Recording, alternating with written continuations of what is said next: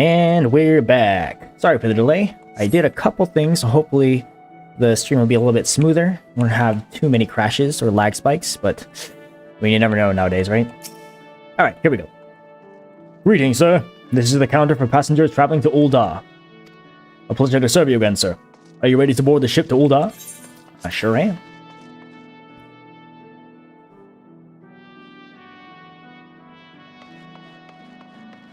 The gangplank. Gang. Board your ship? Yes. Once again, the only passenger. The only one that matters, anyways. I'm VIP.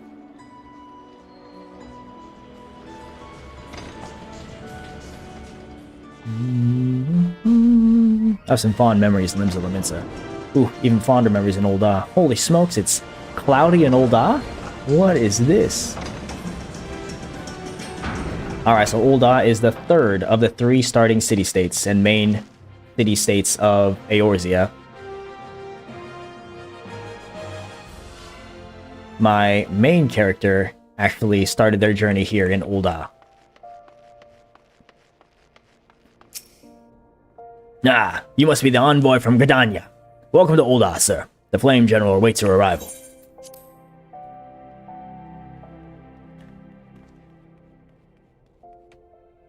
Flame Honor Guard. Welcome to Ul'dah, sir. We have been expecting you.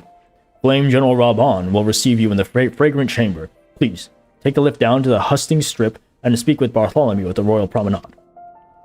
Okay, so once more. Ul'dah is pretty freaking confusing. What do you say? Hustings Strip? Yes. But remember, I'm a pro, so I can make this work. On my way to where I need to go, you know what? I might as well start touching all these Ethernet shards. If they're in my way, I might as well go to them. Let's see. I need to go straight across, so we'll do that. The Chamber of Rule. Yes. Ul'dah. If Limbs Laminsa is the pirate city, Ul'dah is a city of commerce and trade. Royal Promenade. You can tell by this extravagant palace we're in. The Gridanian envoy, I presume. Would you be so kind as to allow me to inspect the missive you bear, sir? My thanks. Ah, yes. The seal of the Elder Seedseer. Please proceed.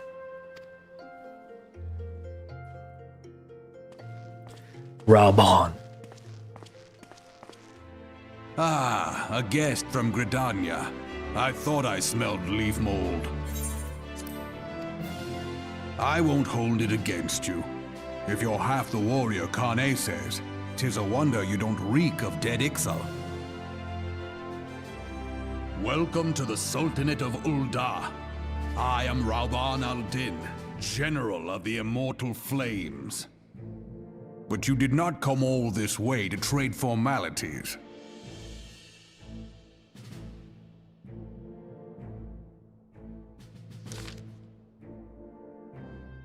Cartano, I remember bloody Cartano. Do you know what happened that day, adventurer, when we took the field against the Garleans? So my counterparts have educated you. Oh, I trust Milwib to make light of our wolf problem. Women always did have a black sense of humor. Wolves are bloodthirsty beasts upon which one cannot turn one's back. 'Tis only a matter of time before they bite. So it was the Garleans, 50 years ago. No sooner had they learned how to use Magitech than they began seizing territory from their neighbors. Led by then Legatus Solus Zosgalvus, they swiftly brought the other nations of Isilbard to heel. And so the Legatus became an emperor, and his republic an empire. An empire which then set its sights upon Eorzea. But the conquering emperor is now an old man of 80 winters. His health is failing, and he has no clear successor. Like as not, this is why the Garleans have been quiet of late. But the 14th Imperial Legion is still entrenched within our borders. And their commander, Legatus Gaius von Belsar, has long harbored ambitions of conquest. Were he to strike now, I fear he would like so many others fear we would fall like so many others before us, and not only Ul'dah, but Gridania and Limsa Lominsa as well. For the calamity brought the lot of us to our knees, and we've yet to get up. We barely have the strength to stand against the beast tribes, never mind the primals they mean to summon. We are realm divided, adventurer, an alliance in name only. But the wolf cares not for the plight of its prey. The Garleans stir, and the Admiral would not let it go unnoticed. All other concerns pale in comparison to the Empire, even the beast tribes and their bloody primals. We must stand united once more, that is clear. And if we're to do so, we must remember the cause which last brought us together. Kane will have her memorial. We will honor the memory of the fallen. We will remind the people what their brothers and sisters fought and died for.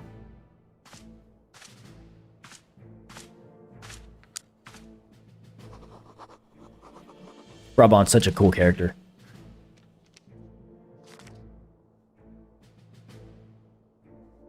Shall I inform the Sultana and the Syndicate? I will speak with her grace myself. Very good, sir. The Elder Seed Seer will have my reply anon. My thanks to you, adventurer. Easy peasy. Woo! I got something. A wind-up airship. You may now make use of the airship routes connecting the three nations. Before you may board an airship, you must pay the requisite fare in Gil. Minions! Yes. So, obviously, this game is a vanity closet for sure. You can have really, really cool glamours, like this person seems to have something really nice, but you notice they have a koala on their shoulder, because you can also have minions that follow you everywhere. So if we go into here, into character, let's see, where is it? Is it in character? Inventory, armory chest, blah, blah, blah, blah. Uh-oh. Uh-oh. Where is it? Oh, well, first of all,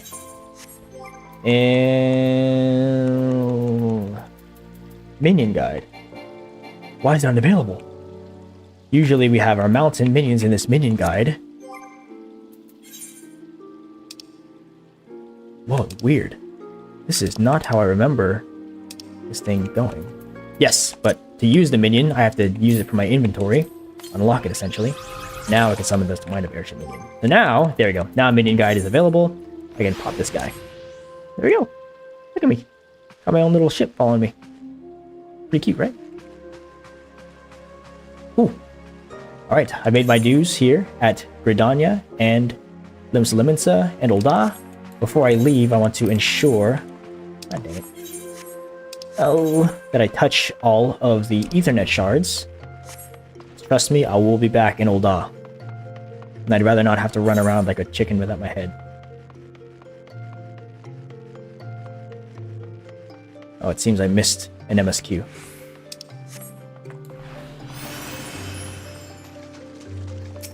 There we go.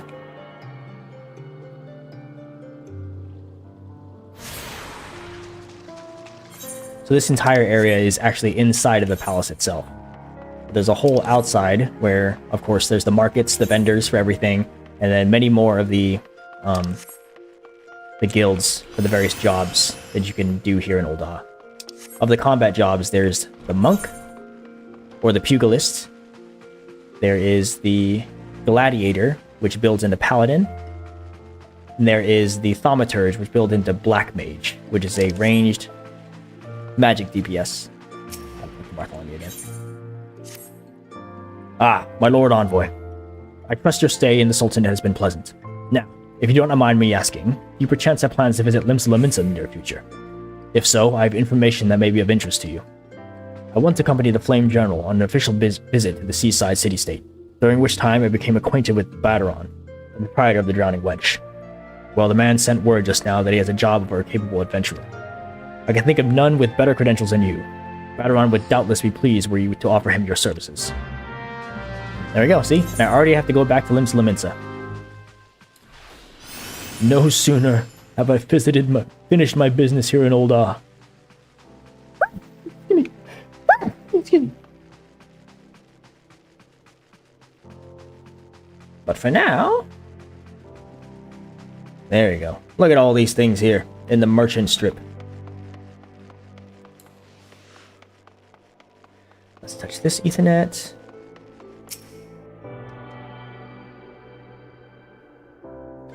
Perfect. Let's go outside here. Oh, not even outside. We're still inside the palace. No, in the gold courts. The husting strip. Did I touch this one already? I think I actually might touch this one. Nope, not yet. Husting strip. There we go. Now let's head this way. Tedious as it may be, trust me, the sooner you get these done, the better. Ah, now we're going outside. Oh, just that little courtyard, it seems. Touch this one. Yeah, it's also really difficult because a lot of these like areas kind of look the same. So it's easy to get lost if you have no idea where you're going. Conniving ne'er-do-well. Uh-oh, that's never good.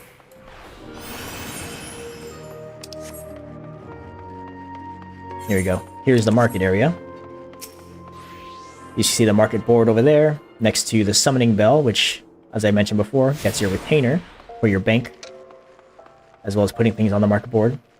A bunch of these separate vendors. And let's go to the Steps of Nald.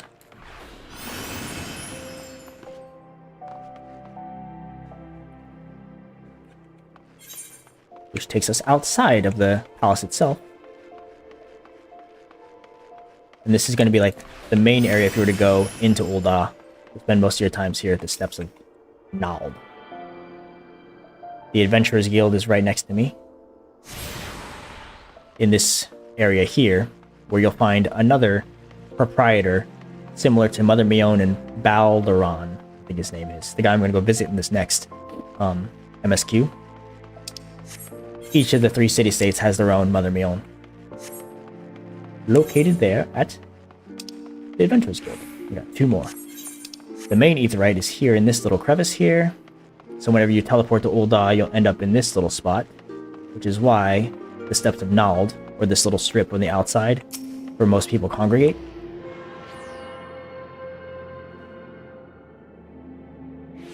Nice. And 1 more. All the way at the Black Mages Guild.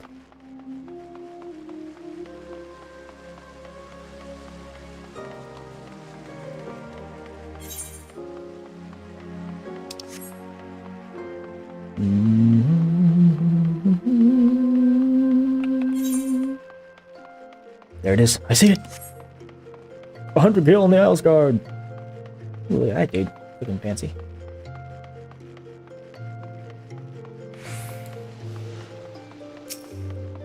Alright. This should be the last one. Please, please, please. Oh, jeez. I missed one. Gladiators Guild. Oh, no. Okay. Let's go to the Weavers Guild, and we can get the other 2. Alright. Can't believe I missed some. Yes, all the way over there.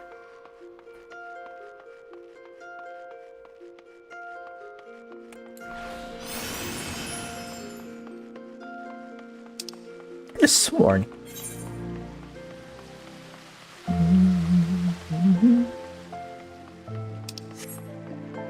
What are these guys doing? What is this? Huh. They're promoting something. Okay, and last one should be that Weavers Guild. Goldsmiths Guild, maybe? Come on, baby.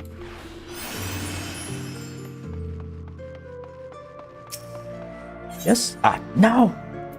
Miners Guild. Okay, it's... Oh, no wonder. It's hidden by this giant quest marker. Oh, I didn't initially see it. Idiot. There you are.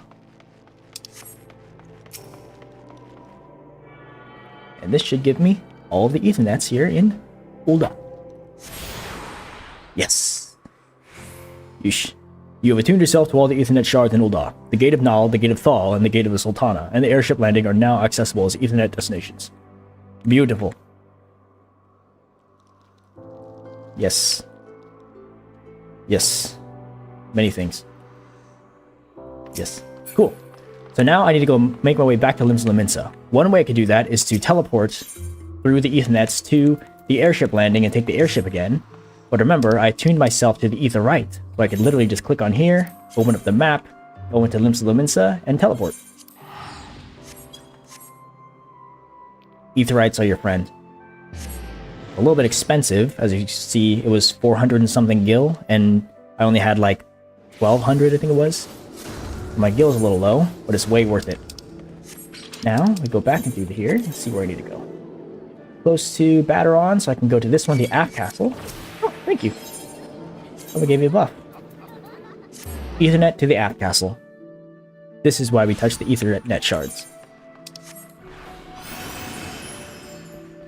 Oh yeah.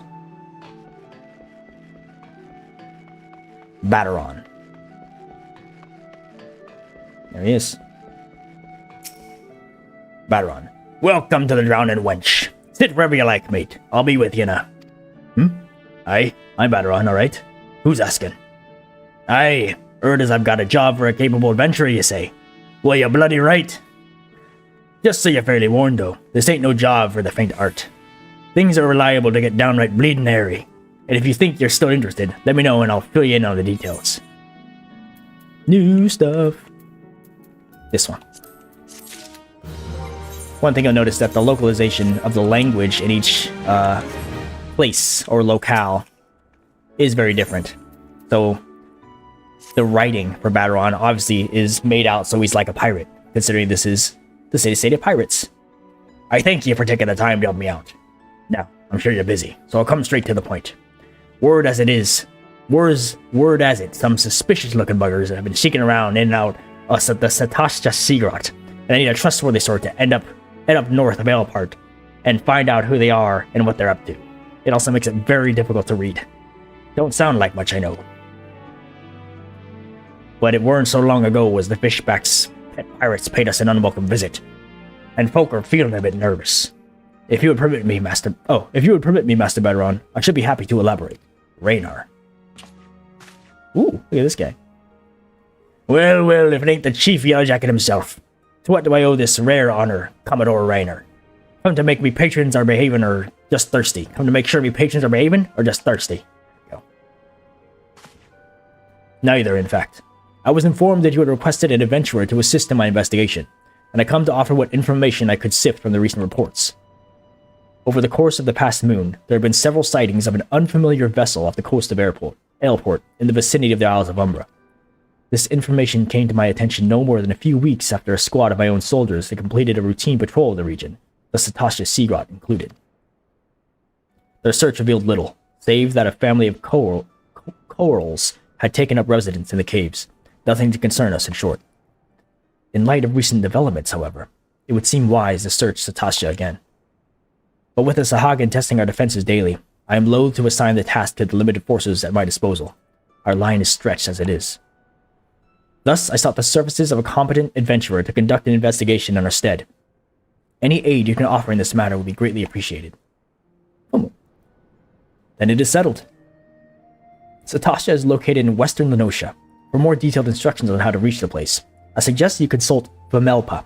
He can be found at the ferry docks on the lower decks. You're the man. Good luck to you, lad. We'll do it. Thank you, Batteron and Raynar. Alright, so speak to Vamelpa, it says. It's probably pirates. So let's go to the Fisherman's Guild. I'm going to take the Ethernet and go to the Fisherman's Guild. The Fisherman's Guild. Hello. Where are you at? Yay.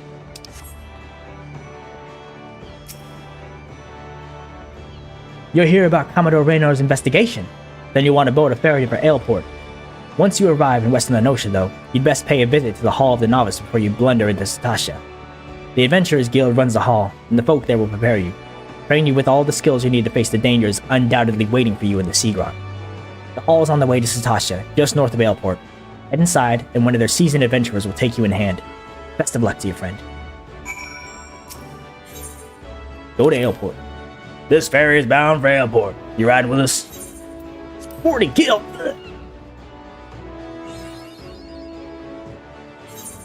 Airport. We are now in Lenosha. Western Lenosha? Yep, we're now in Western Lenosha. This is one of the small cities, Airport. So just as Gridania is located in the Twelveswood, Limsa Lominsa is located in Lenosha. And you can obviously see the locale is very, very different. We're along the sea border as opposed to within a sort of fairy forest, if you will. Touch the Aetheryte. Anytime there's an Aetheryte, always touch it. There's no reason not to. And let's speak with the seasoned adventurer at the Hall of the Novice. Ah, okay. Interesting. I don't remember this being a mandatory part of the MSQs before. This is the Hall of the Adventurer. That little sprout symbol there, or Hall of the Novice, that means you're a new player, essentially. Many people have them above their head when you look at their nameplates. It means they're a new player. Ah, you must be the adventurer of whom the Yellow Jacket sent word. I hear you are to brave the depths of the Sastasha Sea Grot. The occupants of those caves are rumored to be as numerous as they are bloodthirsty. No matter what the epic tales would have you believe, strolling into such a den of savagery alone would be the height of foolishness. No, you shall need companions. And you shall need the training we here at the Hall of the Novice can provide. I strongly suggest you study the fundamentals of group combat before continuing on your mission. The smith here oversees the training schedules. Speak with him, and you can register for exercises tailored to your particular field of expertise. That's the guy. When you have mastered all that our masters have to teach, then it will be time to head north once more. Report to the Yellow Jacket Scout at the mouth of the Sastasha Sea Grot, and he will furnish you with the details of your duty. Nice. So, this is an optional thing. Obviously, for new players, it's definitely recommended you actually speak to this smith. I'm just going to skip through it because it's not really part of the thing. He basically tells you that there's lots of scary stuff out there. And you can utilize this Hall of the Novice. You can now have access to the Hall of the Novice, register for training exercises, blah, blah, blah, blah, blah, in the main menu. And this basically tells you how to play the game as your specific class, right? So DPS training. I'm an archer, which is a DPS class, and it will tell me how to avoid area of effect attacks. Basically, you stay out of the markers on the ground, yada, yada, yada. For tanks, it'll teach you how to hold aggro, which of your abilities reduce aggro, which of your abilities are AoE, all those sorts of things. Luckily, I'm a veteran player, so I'm going to skip that entire thing. If you're a new player, I would recommend, maybe taking a look. Even if you're experienced in other MMOs, it'll teach you the mechanics specifically to this game, Final Fantasy XIV. And if you ever leave that Hall of the Novice building, you don't always have to go back by teleporting to Airport. You can always go into your menu, this duty, and you'll find it here at the Hall of the Novice, and it'll open up the menu. If you change to a different class later on, because as I mentioned before, this game is very alt non-friendly because you can do everything on one character. Say now I'm an archer, but I decide to change to a conjurer class, which is a healer. I would be able to choose, or the Hall of the Novice will automatically detect that I am registered as that class and give me, challenges for a healer as opposed to a DPS. So it's super convenient and I highly recommend it. But for me, like I said, I'm a pro, I'm gonna skip it and go straight to the MSQ. It's probably pirates. Please tell me you're here on Yellow Jacket duty and not some daft odd sod out there for a stroll. I can't take any more of this blasted waiting. You are? Thank the gods. I assume you already know about the ship seen slipping through the Isles of Umbra. We've been on the lookout for pirate activity ever since the vessel was sighted, thinking a crew of cutthroats might have a den nearby. So when we received word that men of questionable quality had been seen passing in and out of Sastasha here, we weren't entirely surprised. I've yet to see them for myself, but if this lot belongs to those fishback fencing serpent reavers, well, you can imagine the panic it'll cause. The kidnappings are still fresh in their people's minds. Anyway, your task is to poke around in the caves and find out exactly who we're dealing with. While you do that, I'll be keeping watch out here, praying you don't spot any blue-faced tattoos. Let's go! Let's go! Alright! Ooh, this is new. This is very new. You know what? Okay, because I haven't actually read this before, let's read it together. Duty calls, a dungeon beckons. Enlist the aid of allied players and NPCs alike to slay monsters, solve mysteries, and defeat the mighty boss lurking in the depths. Conquering dungeons is not only a time-honored tradition of adventurers, but it also progresses the main scenario and tests your prowess at a given class of job in a timed environment. Intimidated? Fear not, dear adventurer, for with little guidance you too shall be clearing dungeons with confidence in no time. 2 ways to adventure. You may challenge a dungeon via 2 different methods, by calling upon the support of trusty NPCs, or by pooling your talent with other players, be they your best friend or first acquaintance. No matter how you form your party, the trials that await you will be comparable in difficulty and experience. No matter how independent and capable you may be, a dungeon is too mighty a challenge to overcome on one's own. By choosing duty support when accessing the entrance of any applicable dungeon, you will summon a balanced team of skilled NPCs to support you on your path to glory. Just don't forget them once you're rich and famous, yes? That's cute. After choosing to challenge a dungeon with NPCs via duty support, a party that perfectly complements your current class or job will be automatically created for you. All that's left is to select register for duty and you'll be battling monsters in no time. They say a burden shared is a burden halved, and with the duty finder you can split that burden amongst a team of players who smolder with the same passion for adventure as you do. No need to recruit such teammates yourself. The duty finder's matchmaking system will automatically group players according to chosen challenge and other criteria, guaranteeing a balanced and invigorating cooperative experience for all. Once you have been matched with a party, you'll be notified by a bracing sound that the time for battle is at hand. Simply select commence, and you and your comrades will be delivered into the fray. Remember, the adventurers with whom you are cooperating are fellow players, actual real people. Take advantage of the full and varied strengths your group possesses by communicating respectfully and often. Dungeons abound. As your journey progresses, more and more dungeons will become available, until you find yourself master of the sea of tribulations overcome. But don't let completion deter you from challenging your favorite duties again. Simply open duty support to play through dungeons you've cleared, or use the duty finder to do the same with dungeons not yet supported by the NPC party system. No matter your craving, you're guaranteed to find an adventure to satisfy. Need a refresher? With this introduction of dungeons has no doubt been immortalized within the hallowed halls of your mind. If you find yourself need a refresher, blah, blah, blah, blah, blah. I understand what I was doing. Cool. So basically, this is the really cool thing. Before, basically, Endwalker and Shadowbringers, you had to do these dungeons, these instances, with a party of real people. So to access them, one way is to go to the entrance, you click on this, and you have these options. A much easier way to do it, rather than just wait around near this entrance, if you go back to the menu under Duty, you'll see Duty Finder.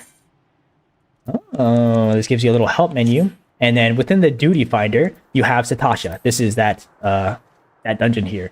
You can click on it, and then select Join. It will automatically queue you up to wait for some other players in order to join the Sastasha dungeon. So right now, I am one of 2 DPSs. We need a healer, and we need a tank. Obviously, the game is going to make it so that you're going to have a balanced party, right?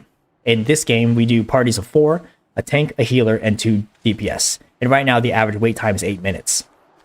So as a new player, you would literally have to wait for players to come and join you, unless you had a pre-made party with some friends or something like that. I am not going to do that, because with the new patches in Shadowbringers and Endwalker, we can do it with the new duty support system, where we enter Sastasha with a party of NPCs. And it automatically detects that I, Furious Cable, am an archer, and it will make it so that it will fill my party with the other roles, right? So we'll have an Eager Marauder, which counts as our tank, this Eager Conjurer, which counts as our healer, and an Eager Thaumaturge, which will be the other DPS. And I would just do this register for duty, and it just immediately, pops up that I can enter into the dungeon. Just press commence, and I'm good to go. But for now, I'm going to withdraw, because the dungeon is the next big part of the MSQs. But before I do that, I actually want to finish up this quest here on my quest log. This Violators Will Be Shot, which is my job quest at level 15.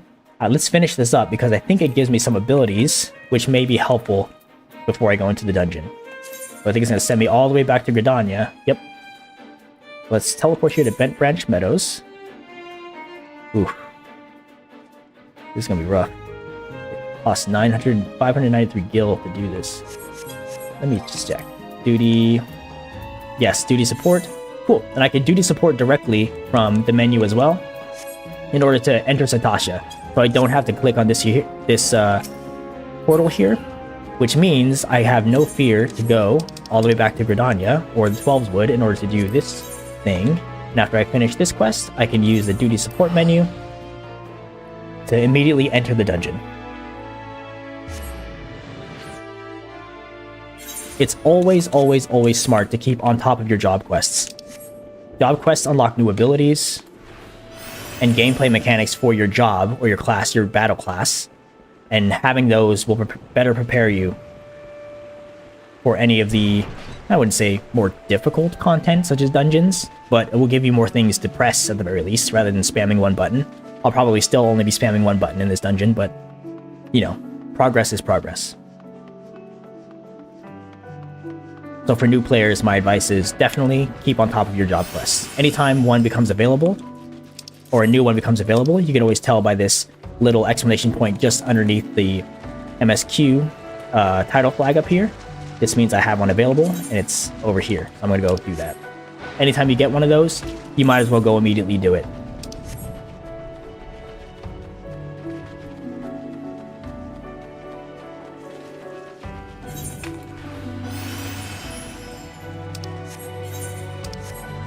Back in the 12's Wood. I am so over-leveled. I'm level 22, and all these little guys are level 5. It's disgusting.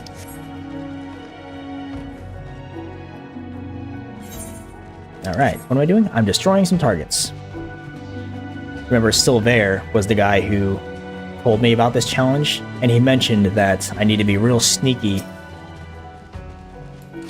because the enemies would be quite powerful in this area. But after doing so many of the MSQs and continuing with the story, I am so over-leveled that it honestly does not matter.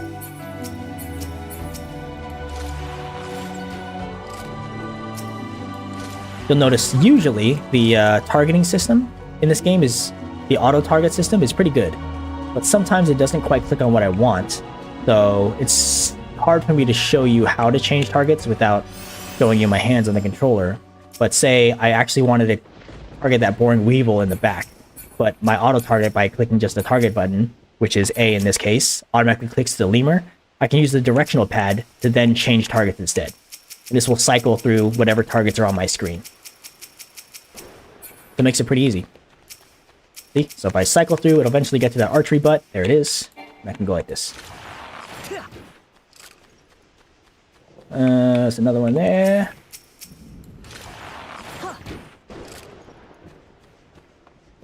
It may seem like a tedious task, but honestly, it's very, very, very intuitive. Yep. There we go. Cool. Let's go back to Silver. You're done, yeah? Almost that kill. Yeah. I'm pretty sure actually completing Sastasha will give me a healthy amount of gil, so I'm not too worried. Alright, let's go back to the Archers Guild and talk to Silver. That Elizin, that elf, that just absolutely hates me. Thinks I'm unworthy to wield this bow. I think I'm actually a high enough level that it's automatically going to unlock the next last quest, so I could do that too. So you have returned. A passable performance for an adventurer, but the bare minimum for any archer. I carry with me generations of Wildwood tradition. Tradition built upon the bones of the many outsiders who tried to take what is ours. It was my ancestors who first learned to conceal their presence and fight from the shadows, to hold the enemy at distance to protect the weak. All of it. Everything was... This is a waste of time. You cannot understand. But if you are so intent upon following in the footsteps of my people, I bid you go to the North Shroud. Ixali scouts have been sighted near the river of west of Etat Spire, and unless you are entirely ignorant of Gridanian history, I need not explain that this act of aggression is part of centuries-old conflict. The minions do not matter. It is their leader, Nizul Katlan the Violator, who must fall. He commands the scouts, and will be well guarded. Yet he stands upon hostile ground, with birdmen and not walls for protection. If you are diligent and determined, you can slip through the defenses and slay their leader. This is the art of the Gridanian archer. Embrace the wisdom I bestowed upon you, and the fight will be short. If you see the deed done, adventurer, I will take it as proof of your commitment to us, and labor no more to drive you from the guild. Now go. I'll show you, Silver. I'm worthy of your teachings. Woo! Okay, so let's see. We need to go to the Central Shroud. I have not touched Aetheryte in the Central Shroud, so I cannot teleport into that area. But all is well. I have feet, and I will use them. Blue Badger Gate to the Central Shroud. Let's see, this area. What the heck? It is the North Shroud. Oh no. I need to go to the North Shroud. Let's see. Central Shroud, Old Gridania, North Shroud. Ah, okay, let's go to the Conjurer's Guild. I was rused, bamboozled.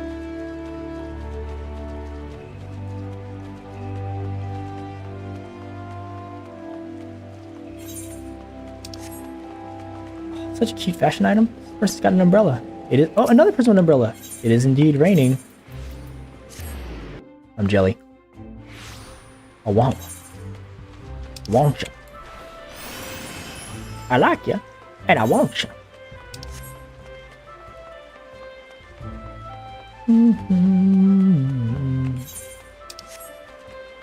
All right, North Shroud it is. Hey-ya! Okay, where do we gotta go? Okay, we gotta go up here. Let's, you know what? Let's go do the quest first. And then I'll also go to Fallguard Flout and touch that Aetheryte. It is a necessary evil.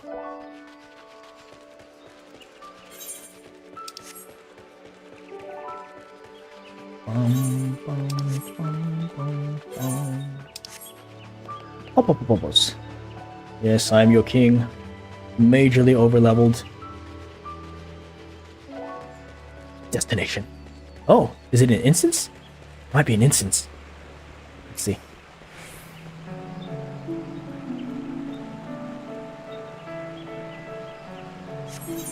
It is. Let's do it. Defeat Nazul Katlan, the Violator. Where the heck? I guess we're going this way.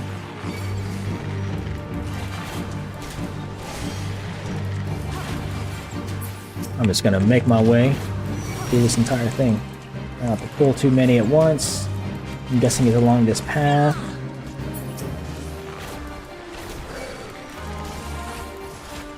I have a dot, so I don't need to worry about completely finishing off all of these guys. My dot will do the trick. Who the heck are you? Miradon the Matter? Got it. You help me out? Huh. Ixal, in my forest. Not if I have anything to say about it. I shall assist you, adventurer. Oh, nice. Okay, cool. I got a tank with me. Well, he's not doing as well as a tank. Yo! Take aggro! Alright, I'll fight these guys first.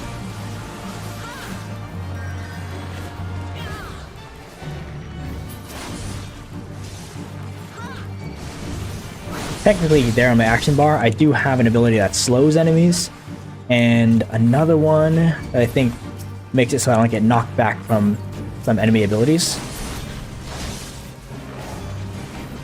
I could be using that as I kite them, but man, I am just too lazy. Don't worry, I won't die. I'm too good at this. Oh, he healed me! Nice! Oh, this is Catman the Violator, okay. This is Himst. Himst himself, Catlan. Don't you care? Too easy. Thanks, Miradons. I don't know who this dude is, but... Nice! Alright, back to Silver. Oh, actually, let's go touch Flout, or Fallguard, whatever that place is. That's called? Yeah, Fallguard Flout. Float. And fear not, you'll not have to be running on foot the entirety of the game. After a certain part of the MSQs, and when you get to a certain level, you'll actually be able to access a mount, which will definitely be helpful when it comes to all this travel.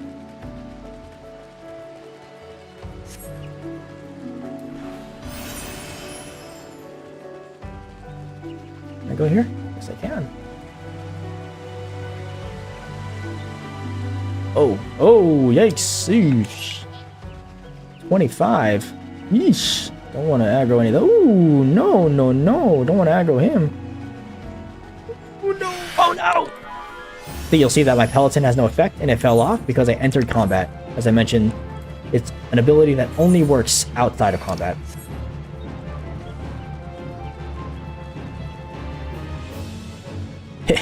Too fast. There it is, the Aetheryte. Just what I need. Ah, something I forgot to mention, these chocobo keeps. You can also use these as, what do you call them?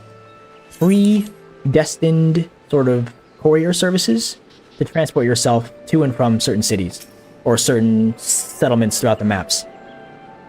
They can be useful if you don't want to do the actual walking themselves, but once you attune to an Aetheryte, it almost makes the chocobo service kind of moot point, because you can literally just teleport. Oh no. One reason why you would not be able to teleport is if you don't have enough gil, such as I.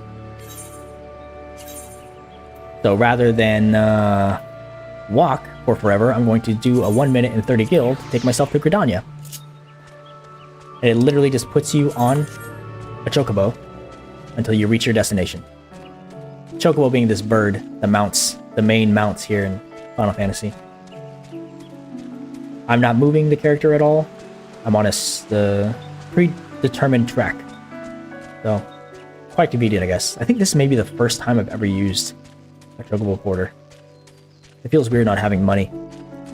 Usually the fees for teleporting via Aetheryte are chump change. And you get money just by playing the game, especially if you're doing lots of dungeons and things like that. I think because I'm only focusing on the MSQs, not really doing a whole lot of other stuff, my funds are pretty low, but eventually I'll just amass a war chest of gil that I'll have way too much and not know what to do with it.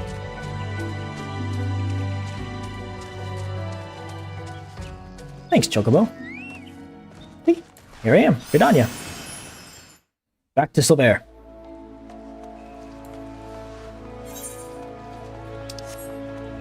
Go back to this Conjurer's Guild Ethernet. Then we'll teleport to the Archer's Guild. Turn this quest in, and let's do some Sastasha. My first time as a duty support in these lower level dungeons. Like I said, they've only recently been added, so there have never had any need to do duty support with them. When I did it, I had to do it with a party. So, it'll be interesting. Oh, not you. Still there. Even now, I struggle to credit the Sentry's report. Yet here you are, and Nizul Katlan the Violator is no more. The God's damn adventurer should be so. Only by the grace of Namia herself could you have survived. But even though it was pure luck, I will keep my word. Furious, should you stay or should you go, I fear not. You have completed the task and are no longer my responsibility. Go now to Lucian. She will doubtless wish to lavish you with praise. Oh, you'll get no more from me. Off with you! Sorry, Silver. Lucian! I am given to understand that you single-handedly drove off an Ixali scouting party, and that you did so with precision and guile. How exactly is that training, Lucian? Furious is just an adventurer. Silver thrust him into the jaws of the enemy in the hope that he wouldn't come back. And when, against all expectation, he did come back, that stubborn R still refused to acknowledge his skill. Is that truly your impression? Well, yes! He said it was pure luck. Mere noise. Silver sees Furious's skill, and of that I have no doubt. Did you not mark the way he covered his mouth when he uttered the words? It is a habit of his to do so on those occasions when his tongue and his heart are in disagreement. For all his skill at reading the idiosyncrasies of others, he has yet to recognize his own. Impressive work, Furious. You have applied yourself to Lay and Silver's lessons and demonstrated your command of the core principles. You are now an archer in your own right. Allow me to teach you something to commemorate this accomplishment. Repelling shot is an advanced technique that enables an archer to evade attacks whilst continuing to fire upon his opponent. Used wisely, it can grant you a brief respite in the heat of battle. I have faith that, with regular practice, you will learn how to best employ it to your advantage. Remember your senior's lessons as you strive for true mastery. Nice! New ability! Ooh! All this new gear. Let's see, what does this look like? Ooh, a yellow tabard! That's pretty dope! Can't wear the hat, or I can, but... Oh, this is... these ones give me a better boost, but... Yellow tabard! Gotta go for the yellow tabard.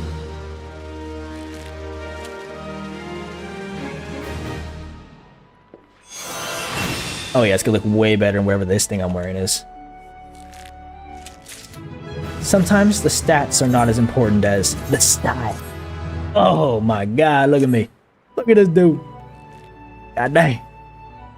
Alright, let's accept this quest and then we'll go Sastasha. You come at a good time, Furious. I have a task for you. A petition has arrived from the proprietor of Buscaron's Druthers out in the South Shroud. The petitioner, Buscaron himself, has requested our assistance in dealing with a gang of poachers. I would have the three of you meet with him and investigate his claims. The three of us? You mean Furious, myself, and... It would be better if I went alone, Lucien. The Mikote and the other one will only encumber me. No, Silver. You will go as three. Also, it is past time you recognized Furious as a fellow archer. I will not. I have held my tongue on the matter of its continued presence here, but I will bend no further. Who in the seven hells do you think you are? Bulward Lewen? In case you've forgotten, you aren't even a Quiverman anymore. That may be, but I've shed blood defending our borders, unlike you, savage. Savage? You know nothing about me, you bigoted son of a... Enough!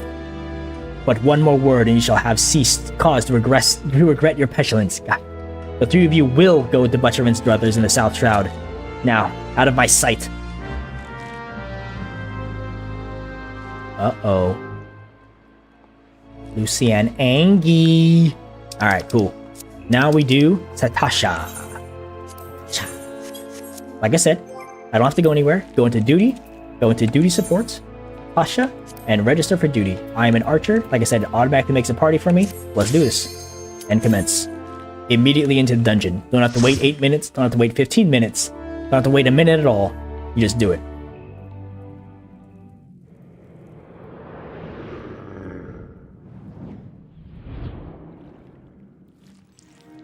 Whoa. Generally speaking, the wait times for dungeons, at the very least, these instance dungeons, aren't that long. I make it out like it's a big deal, but I think 15 minutes would be like the most you'd have to wait. For some of the older content that nobody ever does, it may be a little bit longer, but on the whole, it's really not that bad. Oh yeah, you also get to make portraits of yourself. So up in the top left where it says Furious Cable, that's my portrait, and you can customize them to make them, you know, give them a little personality. But this is the dungeon. And how the AI works is essentially you are in charge of getting the attention of whatever enemies you want to fight, and you'll see that this eager marauder, taste my axe, automatically pulls aggro of the enemies. Generally speaking, the AI is pretty good about, you know, being smart with the combat, but they only do single target attacks, which can be very, very tiresome. So it will be, for sure, much faster going through a dungeon. If you were to go with a real group of real people, you can optimize your skills and things of that sort. And with a real group of people, I would most definitely not be out in front. I would be behind the tank as he runs forward and pulls everything. And we would definitely be pulling more than only 2 enemies at a time, but I don't want to overwhelm the AI. I'd rather get through this without any complications. Yeah, this is the long and short of how group content works in Final Fantasy XIV. Right now, I literally only have like 5 damaging abilities, so my options for things to do in the dungeon is quite limited. But as I said, as we progress forward in the story, you get more and more things, and your job becomes more and more complex. It gets way more fun. That orange thing on the ground, I think you might have noticed before, is a marker to say, get out. That's the fire. As long as you stand outside of the orange after it disappears, you will be safe. It's interesting in this game because the animations are a little bit slower than the markers themselves. Always resort to dealing with the markers on the ground as opposed to the animations. Let's see if I can pull a little bit more. I don't know if they're going to follow me. Yeah, one thing is they're not going to follow me, so I have to wait for them.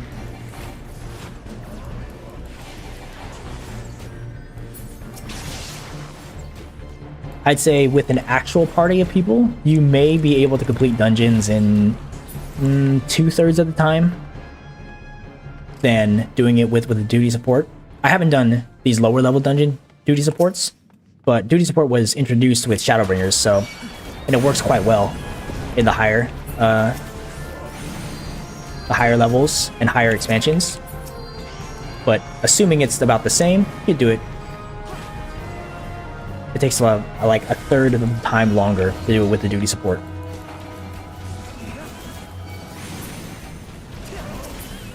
Yeah, duty support is also a great way to practice managing your skills and managing your targeting. So with the way I've set up my settings, I have it so that I'm not doing the auto lock. Remember, in my first session, auto lock locks the camera essentially, so that everything is centered around just my target. But with this freedom of my settings now, I have the freedom to be able to move around in all directions without worrying about having to strafe and things of that sort.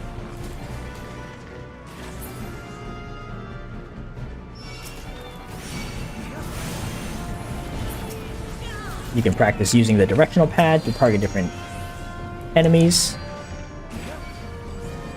And of course, all enemies have their own mechanics. This giant clam is invulnerable when the clam is closed, and you can only harm it when it is open.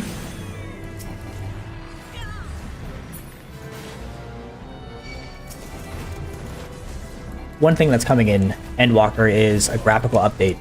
So even now, like, the dungeon looks it's very pretty, right? You have all these different colors, lighting effects, making it pretty immersive. But I'm very, very interested to see how the graphical update changes just how beautiful the game is. Going through dungeons, going through environments, even the character models are having a bit of a spruce up. Like I said, vanity items and vanity gameplay is basically the end game of Final Fantasy XIV. I actually truly believe that. Collecting minions and collecting glamours, which are outfits, or transmogs if you're a WoW player, collecting all of those truly is the end game for Final Fantasy XIV. And with the graphical update, oh my god, you make some beautiful looking stuff.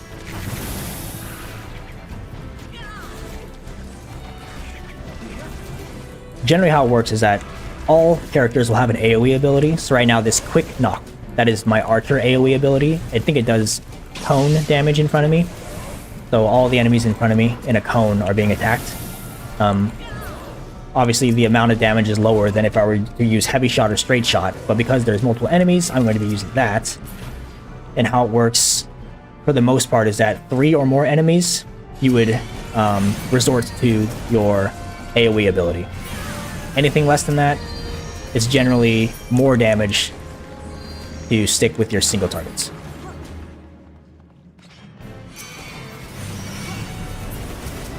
Ah, okay. Another thing that's new, or that we're seeing here, is anytime you're in a dungeon or an instance or a raid or anything, and you see this purple line, this purple demarcation between on the ground, that means you're about to enter into a boss area.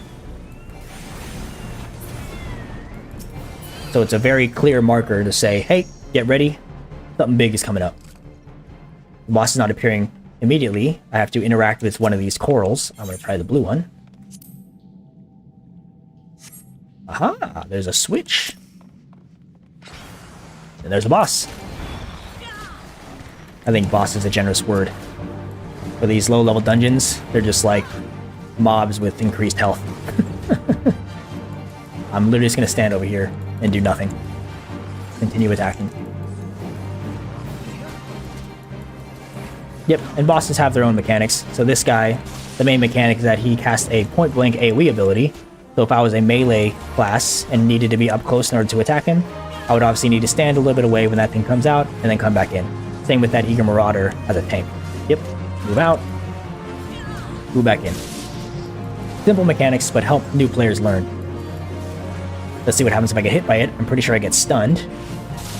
Yep, I am now have the paralysis effect, but my Conjurer immediately, the AI immediately noticed that I messed up and went and cleansed that off of me. So, like I said, the AI is pretty good.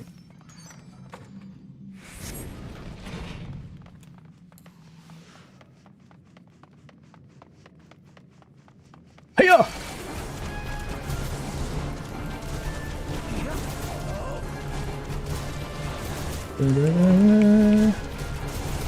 Quick knock, quick knock, quick knock, quick knock.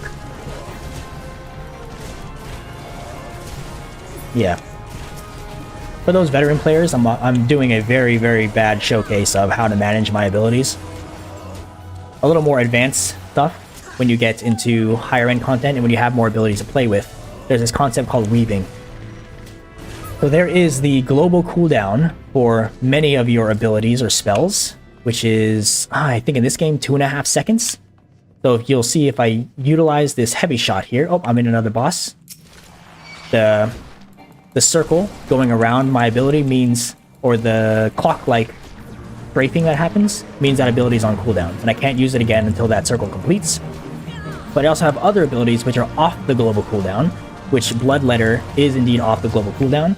So this idea of weaving would be that you always want to make sure your global cooldown is running.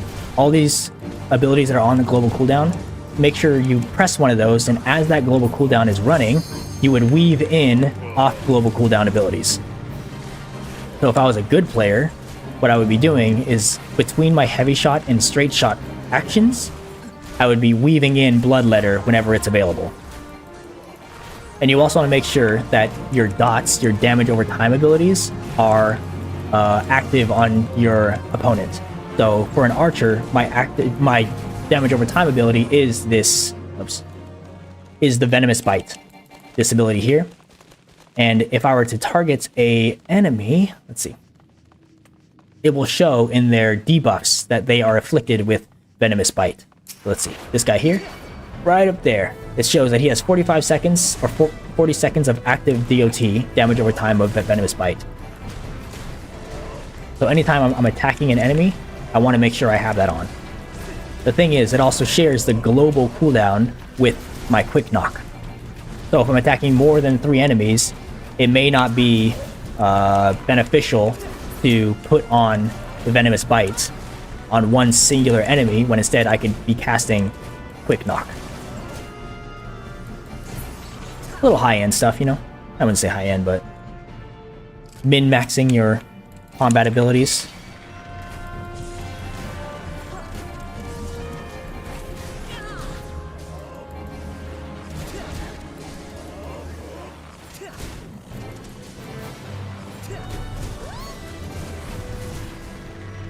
There we go. See, heavy shots, global cooldown.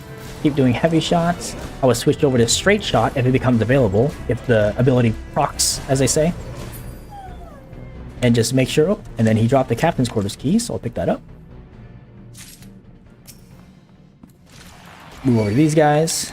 Put on the Venomous Bite on him. Put on the Venomous Bite on the oops. On the other guy too.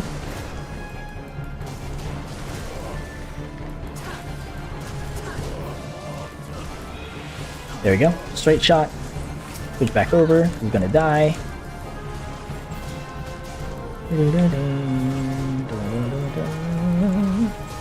Bloodletter. Boom. Too easy. Unlock the door to the captain's quarters. Look at this guy. The captain. I am not one of them. I swear on what little remains of my virtue. Damn.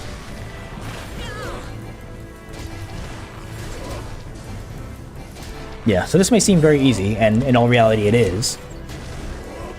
But keep in mind, this is the first dungeon, so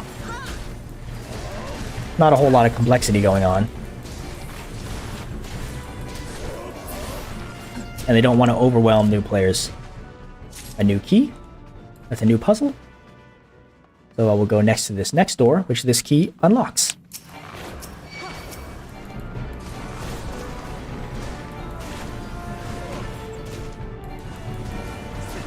Ah, you'll see also on my action bar, it was automatically added. Remember when I finished that Archer class quest, repelling shot.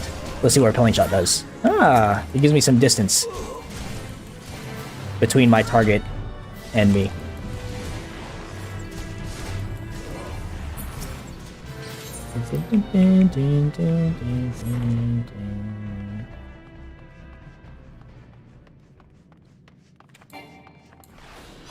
Ah, yes. As a ranged physical DPS, do yourself and your party a favor and always cast Peloton when you're not in combat.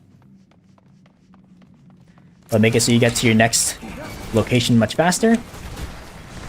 And when you're in a group of actual people, more often than not, they will know that you have that ability because of your class and or job. So don't be that guy that doesn't cast Peloton.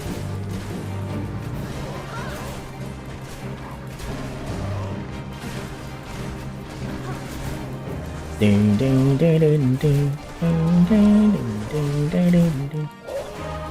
Supposed to be dead. Let's put on my venomous bite.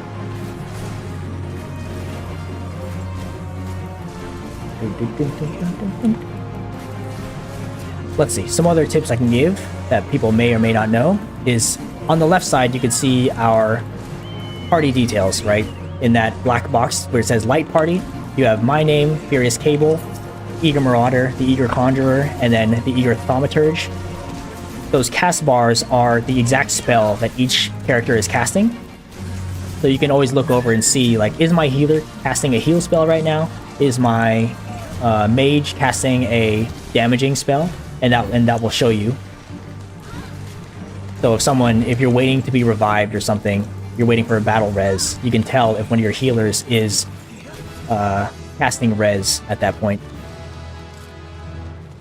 And then next to the names will also show the buffs and debuffs that have been applied to each character. So the Eager Marauder, you'll see it has like that little icon that looks like a red axe with a green bottom. That is his stance. So by having that on, any ability he does makes it so that he has increased aggro. So as a tank, it's definitely recommended that he always has that on whenever he's in a dungeon. That way he doesn't pull any aggro or focus threat from the enemies, or that we don't pull threat or aggro from enemies away from him. We always want the enemies to be attacking him.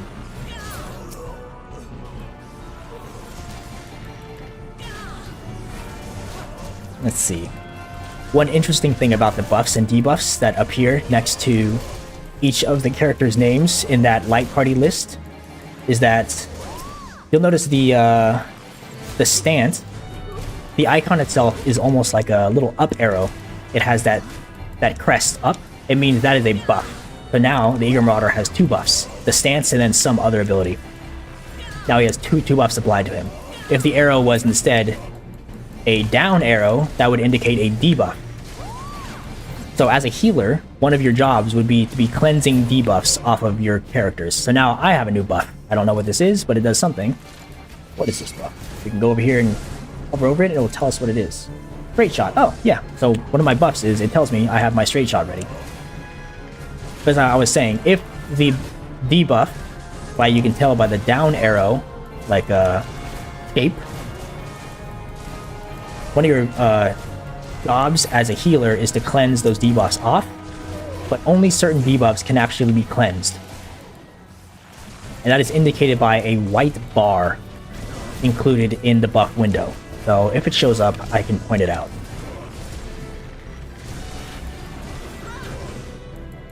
The cleanse ability for all healers is called Isuna. If you cast Isuna on a party member that has a debuff with that white bar, the debuff will disappear. However, you try to cast Isuna on a party member with debuffs without the white bar, you sully our spawning ground, Shorewalker. Oh, no. And now we have the final boss of Sastasha. He won't escape. Psh, finless fools. The Lord of the World shall sup on your souls. Ah, surely he's no match for us. It's really interesting. Your party members actually have little chat bubbles that speak. So as the final boss, taste my axe. This battle should actually have some extra mechanics. You'll see that you have these unnatural ripples in these 4 squares around the battlefield. So at some time, the boss should cast or do some ability where mechanically, in order to avoid some high damage or something, we can click on those ripples. Or it looks like the ripples are there and he spawns some ads. Take care of the ads as well as the boss now. Usually when you do this without the duty support, you do it with just regular people, this boss fight lasts no more than like 15 seconds, and you just absolutely demolish Den before any of this other stuff even happens. I think it's nice that by adding duty support, like, it allows the player to really experience the fight as it's supposed to be, as opposed to just teasing the mechanics. Oh no, we're getting overwhelmed! I will do a quick knock. There's lots of enemies. Those look like little minions. They fall pretty easily.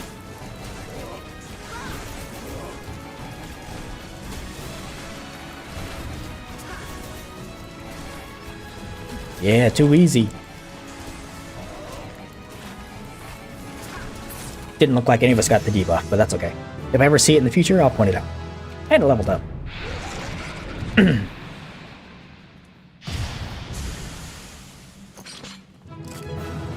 Oh yeah, we get the classic Final Fantasy victory screen.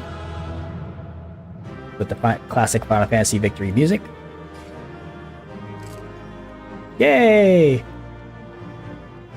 And of course, we get some loot at the end. By this treasure coffer. My buddies just stay over there. Oh no!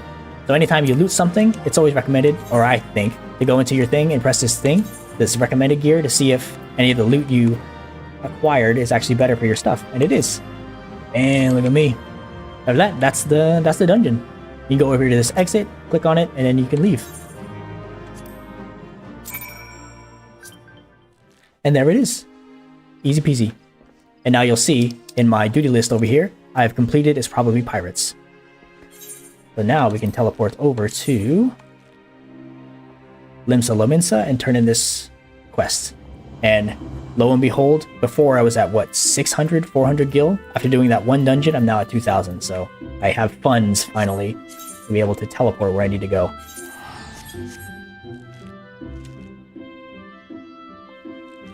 In this game, dungeons are generally pretty easy content. They're casual content, and they all follow the same sort of structure.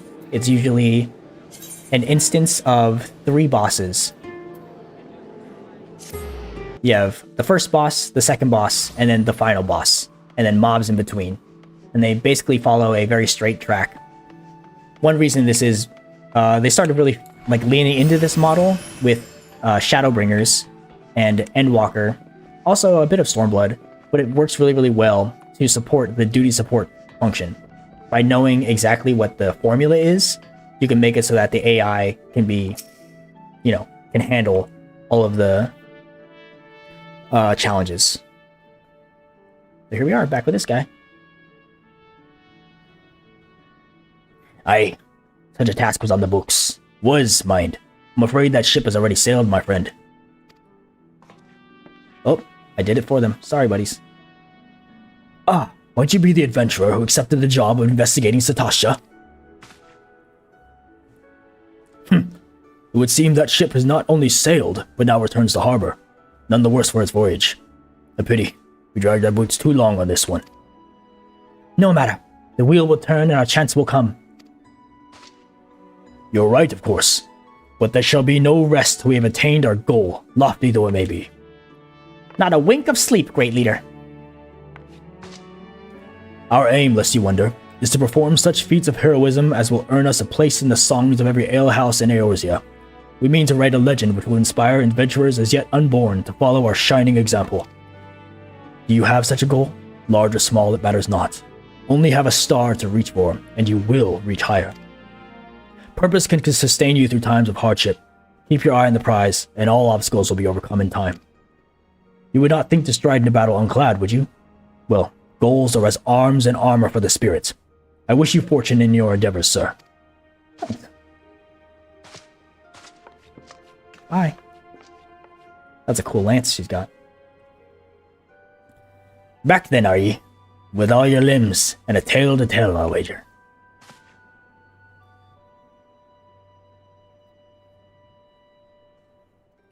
Fishbacks. And there I was thinking you'd only have to crack a pirate skull or 3. 7 hills. You turned your back for 5 bloody minutes, and the scaly bastards have set up shop on your bleeding doorstep. Still, it sounds like you left them in pieces. I don't suppose they'll be carrying out whatever mischief they was planning. Unless they was planning on feeding themselves to the fauna of Sastasha, of course.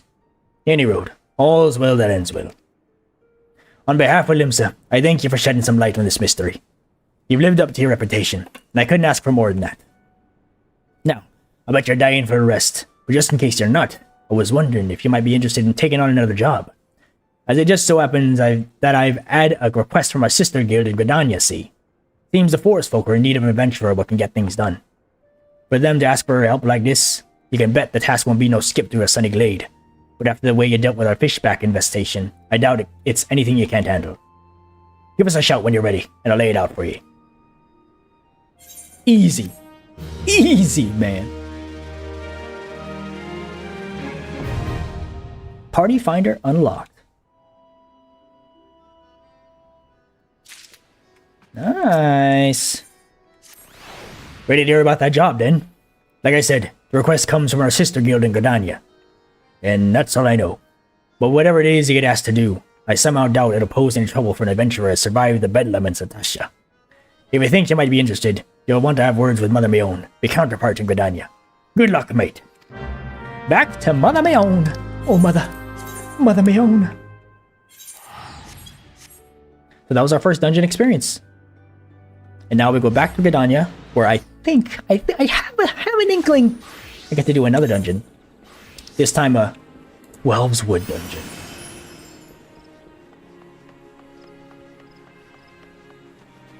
Call of the Forest.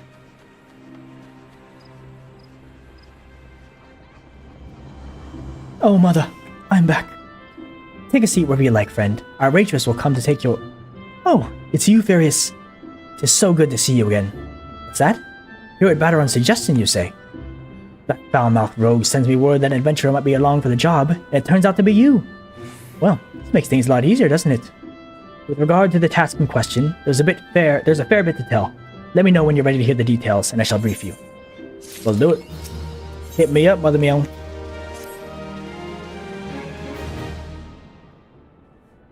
Ready for the briefing? Good.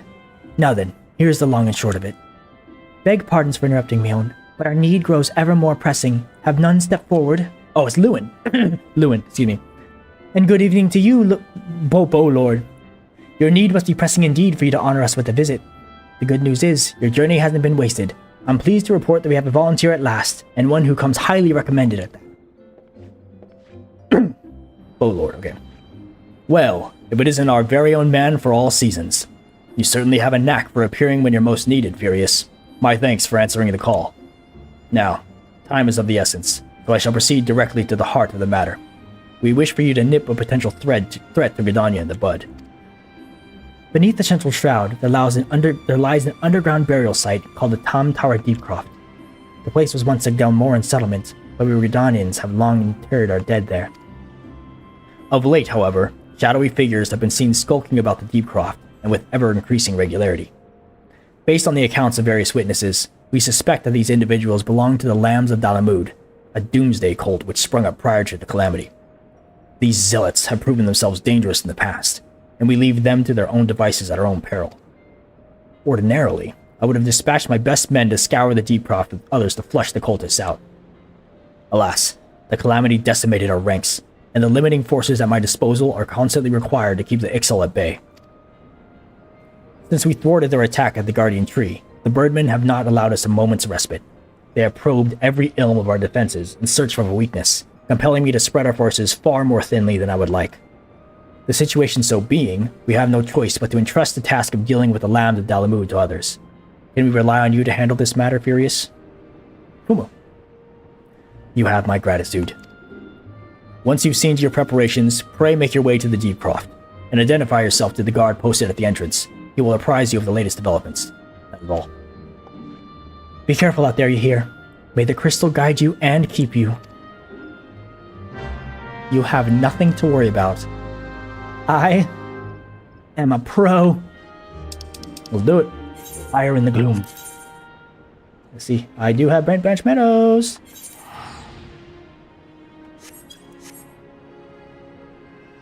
Meow. With all my newly acquired gil from Sastasha. Oh, jeez. I was afraid of this. No.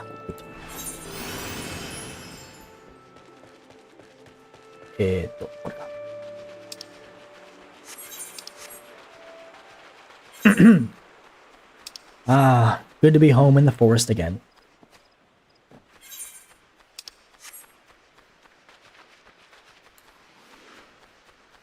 It's dark. It's dark out here, eh? I don't know if I like this.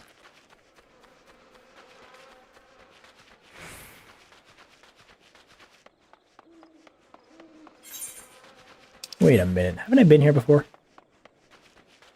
Yeah, this is where that Moogle was. Oh, but I'm now going underneath. Okay. Oh, hey! It's those dudes! Dolores Bear! So we meet again! I cannot say I'm surprised to see you here. You licked the prize back in Limsa. This time we will give you better sport. Or I am no true adventurer. Those buddies. Who are these guys? Childish curiosity prompted me to commit the most elementary blunders. Were it not for the fruit that Elaine found, my adventures may well have ended in this foreboding place. Always look before you leap. Leap. In my haste, the most fundamental rule of adventuring slipped my mind. I do believe I shall rest here a while. It's pretty neat. They have this little, I don't know, it adds to the immersion to have other adventurers ready to do these tasks that you're sent to do. But alas, I am an adventurer of even greater accord. Your furious cable, I take it. Thanks for helping us out, friend. No doubt the Bow Lord has already informed you, but your task is to enter the Deepcroft and purge it of the Lambs of Dalamud. In case you're unfamiliar with them, the cult emerged shortly before the Calamity put an end to the 6th Astral Era. The cultists took the Lesser Moon Dalamud for their god, believing that it would deliver them from the devastation. And so they were rather disappointed when Dalamud exploded into 1,000 flaming pieces before it could complete its descent. Now, having seen their god turn to ash, one would think that the cultists might feel moved to question their faith. On the contrary, it served only to stoke the flames of their fanaticism. The Lambs of Dalamud are convinced that heretics, that is to say, everyone but them, interfered with the coming of their Lord and Savior, and that it's now their sacred duty to avenge them. Whatever it is they're doing in the Deepcroft, you may be sure that no good will come of it. For the sake of Gridania and the Eorzea at large, put an end to their madness. You can count on me. Cool. So just as before, I could click on that entrance. Instead, I'm going to go into Duty Supports, and now click on the Tam-Tara Deepcroft, where, hey, I get my buddies back. Eager Marauder, Eager Conjurer, and Eager Thaumaturge, and be ready for duty. Let's do it.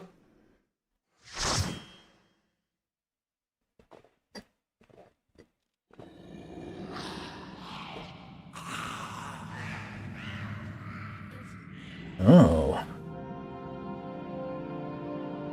The Black Shroud. The Tam-Tara Deepcroft.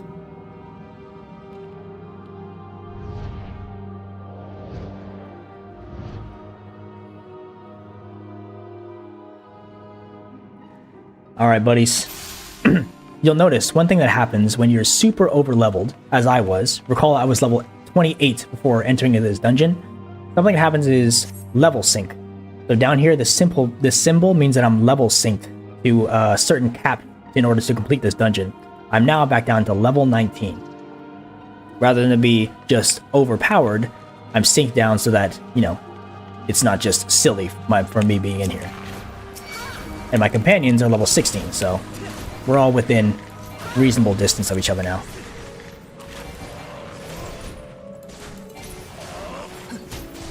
One thing that happened with the duty support implementation of these lower dungeons is they actually redesigned a few of them. So, I don't recall Sastasha being all that different, but I have a feeling that this one may be different than how I remember. We'll see.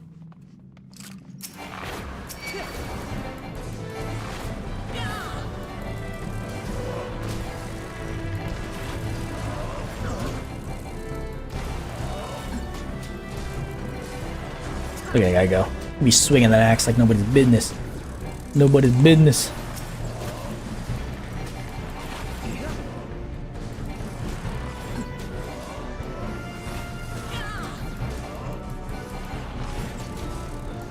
Lightning or strike! There's something unsettling about this place. It's also really neat that, yeah, your companions do talk to you in these speech bubbles, but if you ever miss them, or sometimes they'll speak without speech bubbles, look into my chat there at the bottom. The Eager Marauder says, there's something unsettling about this place. Like I said, it just adds to the immersion of the whole effect of the dungeon.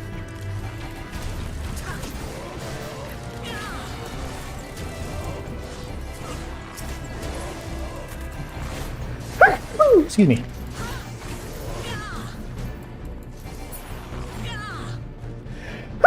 Excuse me. Got the sneezies. Wait a minute. 2 ways to go. What is happening? I guess we'll go left.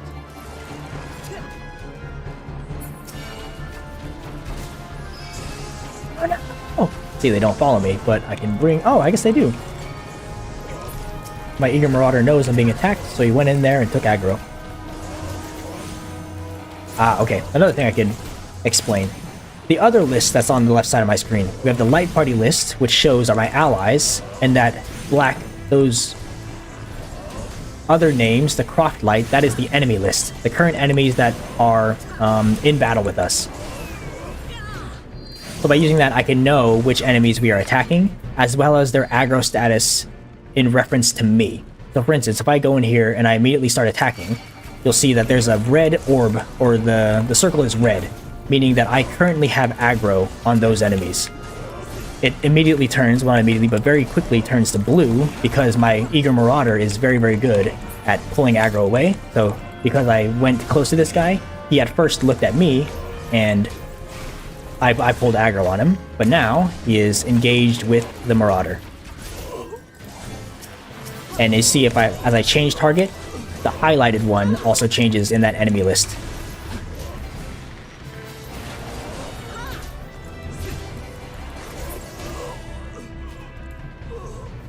Oh, already a boss. Yeah, I think this is different.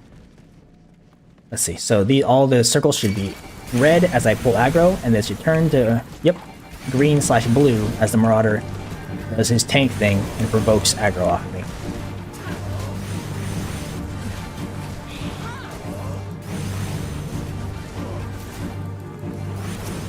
Not much of a boss battle, this one, huh? Recall that we just passed that purple line, meaning we are in a boss battle, technically. Ah, that's why. I'll not let you fall. Just focus on the void scent. Thanks, Conjurer. Conjurer is a healing class, which builds in the white mage.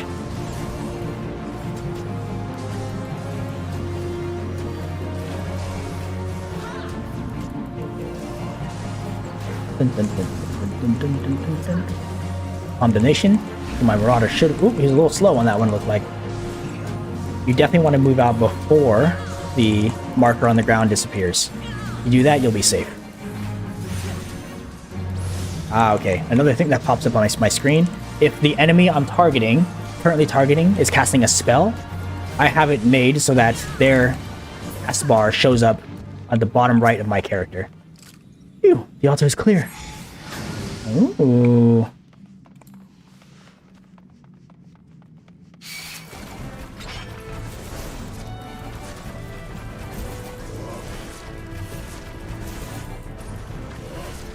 He's gonna move out. Yep, see? Good job.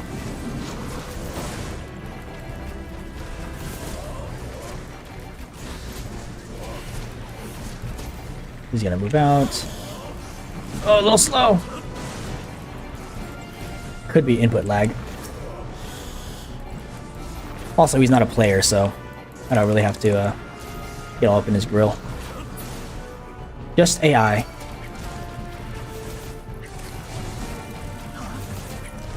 Let's see what happens if I pull this guy over here.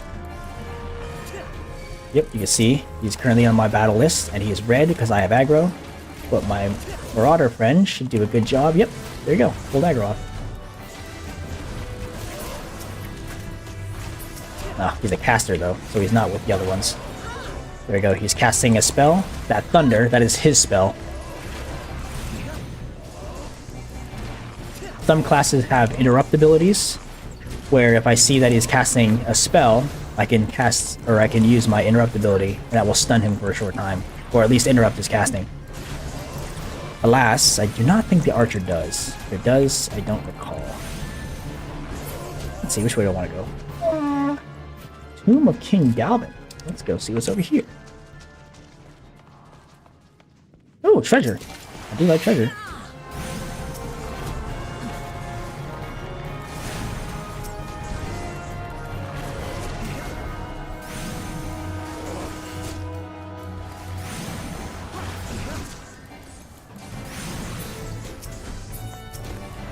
Dun, dun, dun.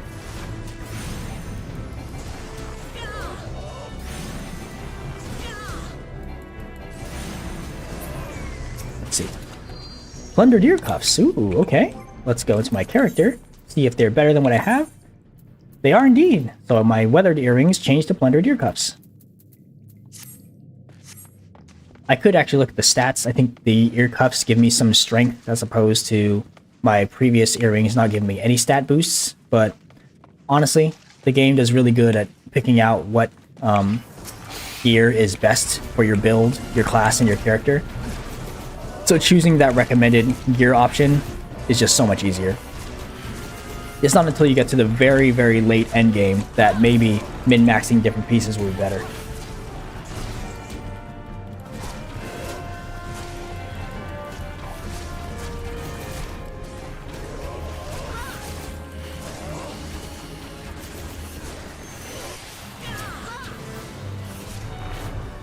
Ding, ding, ding.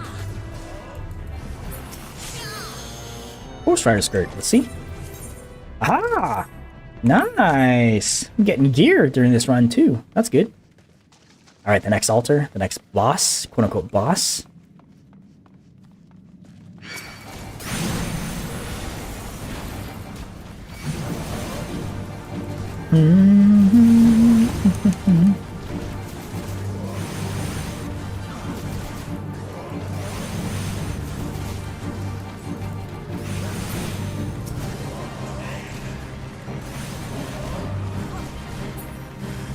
Aha, another void sense. Void soul. Yar!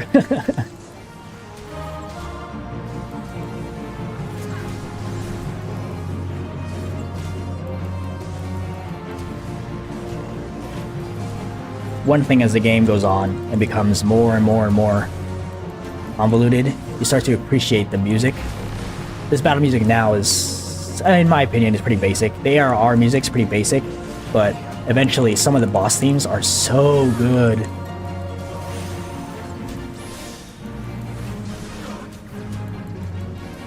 I still actually think that the Stormblood expansion boss theme is one of my favorite battle themes of all time. Hey, leveled up, and I got a hat. Let's see. Oh, I can't equip the hat, unfortunately. Or I could, but it's not better than what I'm currently wearing. Game. Alright, let's, you know what, let's pull more. Let's see just how deep I can get in this. Here he comes. My knight in shining armor. Oh no! I'm getting hurt! It hurts! See, I'm really pushing the AI now. See if we can handle all this. Oh yeah, too easy. Ah, that's interesting. Okay. Because I pulled a little bit bigger of a group, tanks have mitigation abilities, one of them being Rampart. So if you look at the tank buff list, again next to Ear Marauder, you see that little wall looking thing? That is the Rampart ability. I noticed as I was going through this dungeon and the previous one that the Marauder was not using Rampart. So the AI is pretty smart that it sees I'm being kind of a cheeky little bunny and pulling more than just 2 enemies, so it's actually using its mitigation abilities. Ooh. Pulling casters is not a good idea.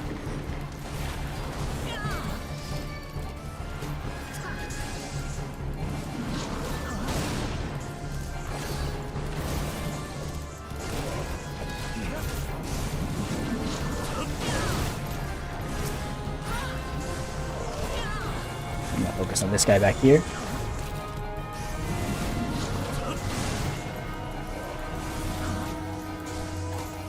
Alright, so these guys are almost dead. I'm actually going to move on. Let's go right. Pretty sure right is...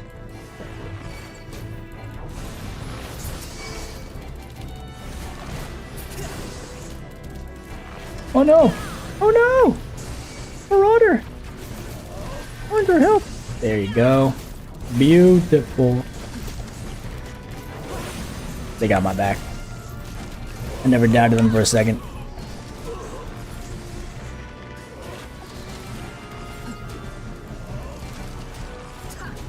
Yeah, one of the options also in the settings is so that anytime you cast a spell or an ability, you automatically face the target.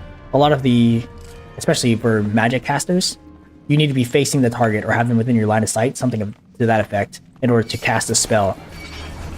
So I have that ability turned on, so even if I'm facing this way, for instance, my target is behind me, if I click on this ability, I'll automatically face that way. Just a quality of life change that I think is really convenient.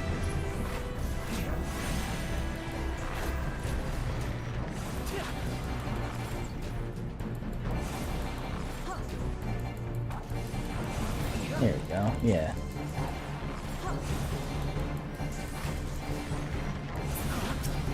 Nice. Me and my ranged abilities, OP. Can't get past that sealed barrier. I think I have to go to this next room first. Come on, buddies. Let's get a move on. That's a lot of cultists. Fear not. I'm feared. Oh no! Okay, we're good. Ah, take aggro, please. Thank you. Now you messed up.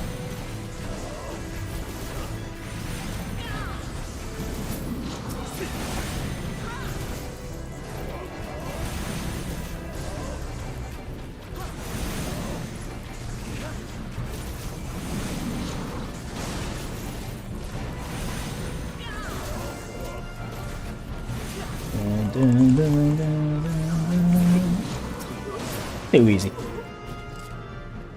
Cultist Rosary. Oh, I've been a bad archer. Haven't been doing Peloton. Ah, yes, this altar has 2 orbs, and notice in my duty information it says need to destroy 2 orbs, so we're doing 2 at one time.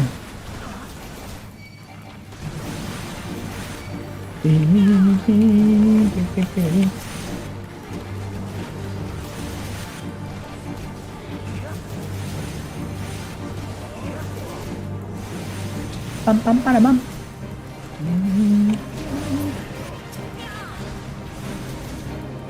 Bum bum bum bum. Bam bam. Copperbell the Unforgiving. I'll show you Unforgiving.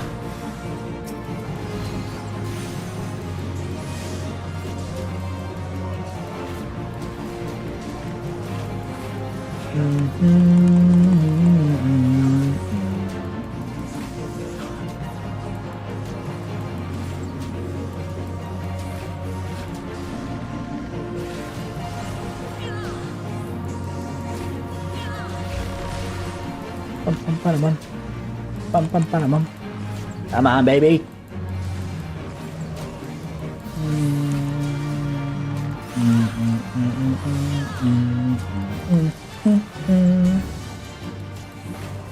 Got him.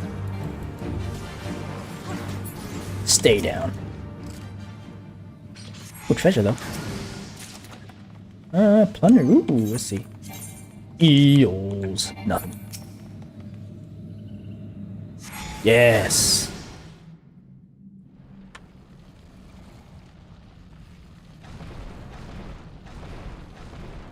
What in tarnation? Who summons me from the void to reside within this crude vessel? Ew. Fighting Davy Jones, aren't we? You seem surprised. Did you not cross our gates and search? Oh, too fast. Come hither, children of dawn. The dying my love. He said something. Galvan, the Dominator. And water. Water. Water. Water. Ah, okay, so a mechanic. He is invulnerable as I'm attacking him, so I must defeat this conspicuous imp first.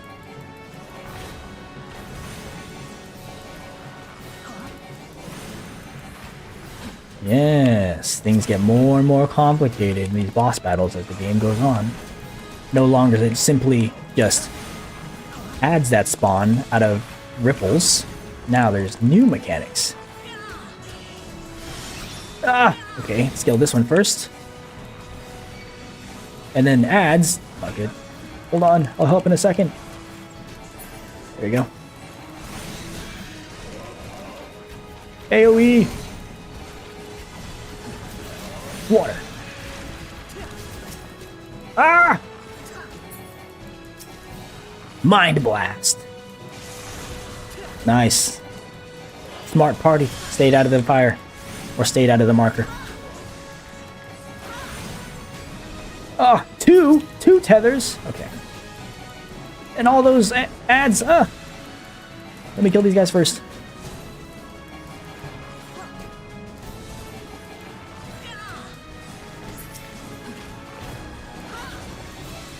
Oh, my Marauder's doing so much work right now. Look at this guy. Holding down the fort. Gets 5 enemies? 6 enemies? Now I'm here.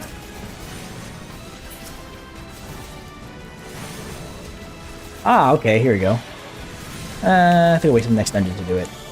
But there's one other cool thing that happens that's special to Final Fantasy XIV combat. Something called a limit break. You'll see in the top left corner there's these 2 bars that are filling.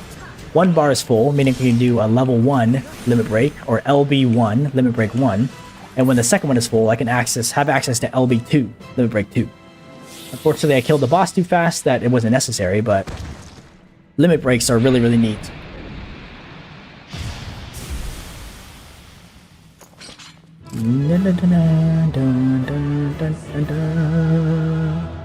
Come on. Man, too easy. Too easy, man. Plunder knives. Ah, plunder short bow. Let's go. Nice. A new bow. Bye, friends. Thank you. Nice. Okay, done. And now I have 4.7k gil. Nice. Let's go report to Mion. Mother Mion. Mother knows best.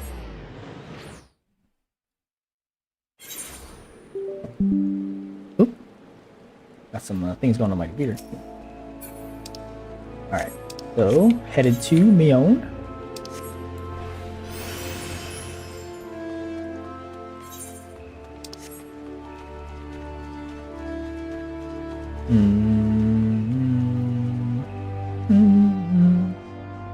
That was too easy. Give me a challenge. Ooh, this guy's got freaking wings.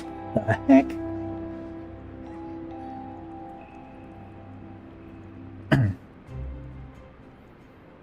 Welcome back, Furious. I'm reliably informed that your foray into the Deepcroft was a success. Nor did I expect anything less. You've made such a habit of succeeding that it's difficult not to take your talents for granted. Rest assured, however, Mother is impressed, even if she isn't surprised. Lord Lewin asked me to pass on his thanks. I must say, it's something of a relief to be able to call upon such a capable adventurer. Sadly, death has become an ever more common occurrence within our fraternity of late. Times being what they are, the guild is constantly inundated with petitions. We are hard-pressed to find enough hands to deal with them all. While this means no shortage of work for able souls such as yourself, it also provides ample opportunity for the inexperienced to overreach themselves, with predictable consequences. As if to illustrate the point. Oh no. A bear's gone, and it's all your fault. If it hadn't taken you an age to heal him, he would still be alive. But I tried. He bolted out of range before I could finish the spell. He shouldn't have been so hard-pressed in the first place. We should have done more to lighten his burden. To the hells with this pathetic excuse for a party. I'm leaving, and it'd be too soon if I never saw your faces again. Goodbye and good riddance. I'm leaving as well. I doubt this comes as any surprise, but I never liked you. I only suffered you for your healing. You couldn't even do that one thing right. Cruel though this may sound, you brought this upon yourself. Oh, and by the way of some parting advice, get rid of Avir's head. Bury it, cremate it, do whatever the hells you like with it. But for God's sake, stop carrying it around. It's just get rid of it, alright? What the heck? Wait! Don't leave me alone, please! I'm so sorry, Avir. Please forgive me. Woo! That's rough. Scenes like this have become all too common. That makes a dozen times in half as many days. Now you see why I'm grateful for adventurers of your experience. I can send men like you on a mission without worrying that you might not return. Well, not so much at any rate. Speaking of missions, I would entrust you with another. About a bell ago, I received a message from my counterpart in Ul'dah. She seeks the services of a reliable adventurer, and you are nothing if not reliable. If you think you might be interested in this task, say the word, and I will be glad to share the details with you. Absolutely. I'm telling you, dude, the immersion, I'm not the only adventurer out there. Some other parties are not as lucky as me, my eager marauder, eager thaumaturge, and eager conjurer. So you're not averse to taking a little trip? Wonderful!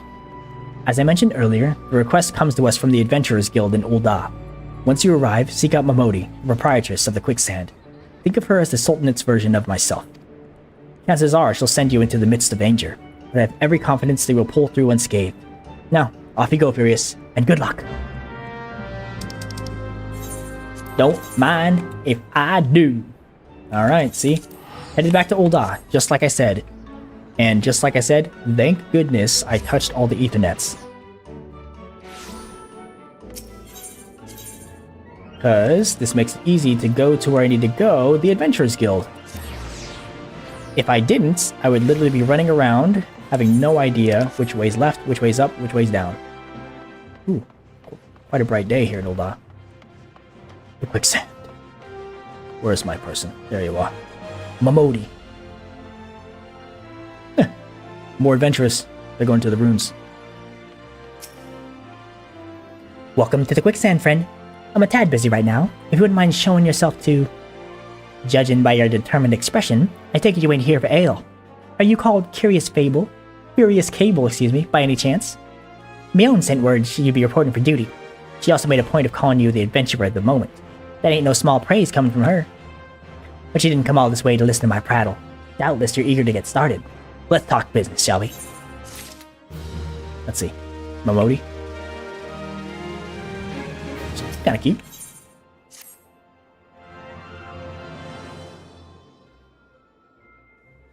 The petitioner ought to be arriving any moment now. Gods almighty! Another second under the sun and I would have been set afire. A tankard of ale if you would be so kind.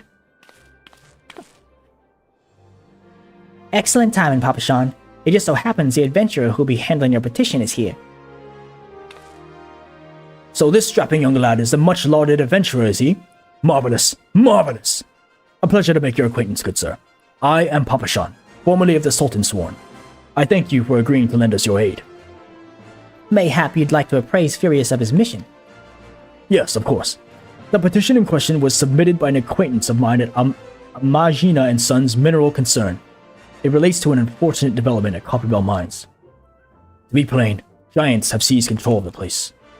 These giants are of the clan known as the Hecatoncheires, fearsome creatures who were sealed within the deepest depths of the mines during the bygone Thorn Dynasty.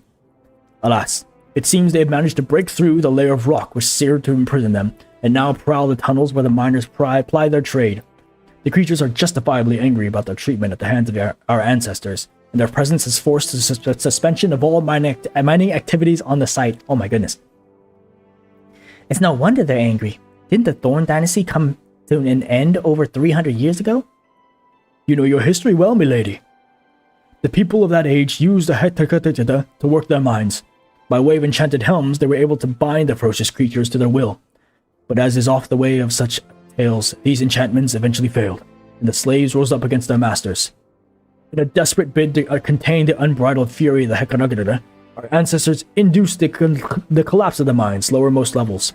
So it was that the great giant revolt was ended, buried beneath 100,000 tons of rock. Kinda messed up, bro. Hell now. That's got me thinking. I seem to recall there being an article about Copperbell in the Mithril Eye a fortnight or so ago. It said the mines were being reopened as to meet the rising demand for building materials. Like as not, our boys dug a bit too deep and freed the giants. I think the poor creatures are still alive and kicking after 3 centuries. That's a long time to nurse a grudge. They must be seething. Indeed! And that makes them a danger to us all. There will be no mining at Copperbell so long as they remain. For the sake of both peace and prosperity, they must be subdued. This is the task which we have you to undertake. I'll not deny that the mission will be rife with danger, but our need is great. So I beg you, put an end to this sorry business. God bless you. I feared you might have reservations, but I assure you it is for the best. In case you don't know, Copperbell mines are in western Thanaland. Do take care of you here. Oh, and one last thing before you depart. An employee of Magina & Sons is presently at the quicksand. The fellow's name is Painted Mesa, but he knows Copperbell mines well. It may behoove you to seek his counsel. That's kind of messed up. This, quest seems a little sketchy. Oh, Painted Mesa, you know. Looking for Painted Mesa? You found him. So you're the adventurer who's volunteered to deal with the mess down in Copperbell, are you? You got guts, mate. I just hope you got skills to go with them. Because things ain't pretty down there. The Hecatontores have left the place in a riot state, and nary a week after mining resumed. I don't know if you know this, but Copperbell was old when the second old dynasty was still young, and it was abandoned centuries ago. If it hadn't been for the shortage of materials needed for the rebuilding effort, the concern would never have thought to reopen it. We know full well about the giants beforehand, but the project went ahead anyway. I mean, nothing could have possibly survived being buried under a mountain's worth of rock for 3 centuries, right? Wrong. Our miners dug up more than they bargained for. One swing of the pickaxe too many, and they found themselves in the company of giants. Unless we can subdue them, the nation's glorious recovery will grind our halt for want of aught to build with. The stone torches are keeping watch over the entrance in case the giants fancy some sunlight and fresh air. One of them will be able to show you the way in. The hope of the nation's resting on you, bad friend. Best of luck. Dang. Alright. Well, let's go. Let's see. I don't have Horizon. Wait, let's go to... Oh, jeez. Oh, jeez. Gate of the Sultana? Eh. Alright. Gate of the Sultana.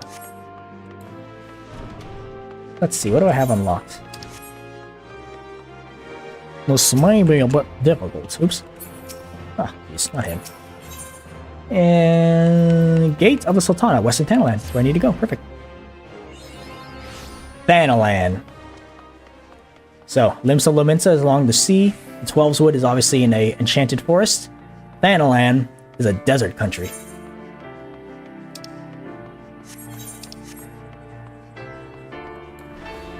Here we are. So, before I make my way up there, let's actually stop by this place, Horizon, and attune to that Aetheryte.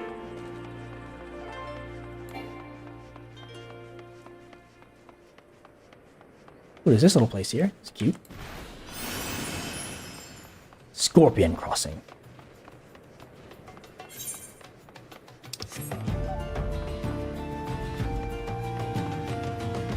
There's a scorched wasteland up in here.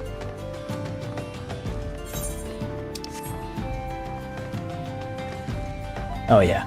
After the graphical update, I'm sure this place will be even more gorgeous. I mean, it's not that it looks bad now, but some of the textures, the ground particles, things like that. Oh man.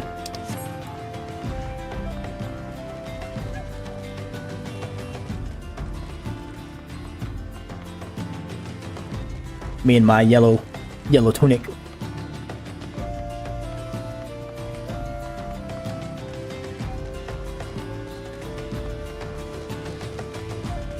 Ha! Give me Aetheryte! Or give me death!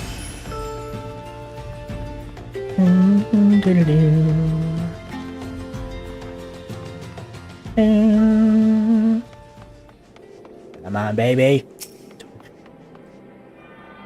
This is Horizon.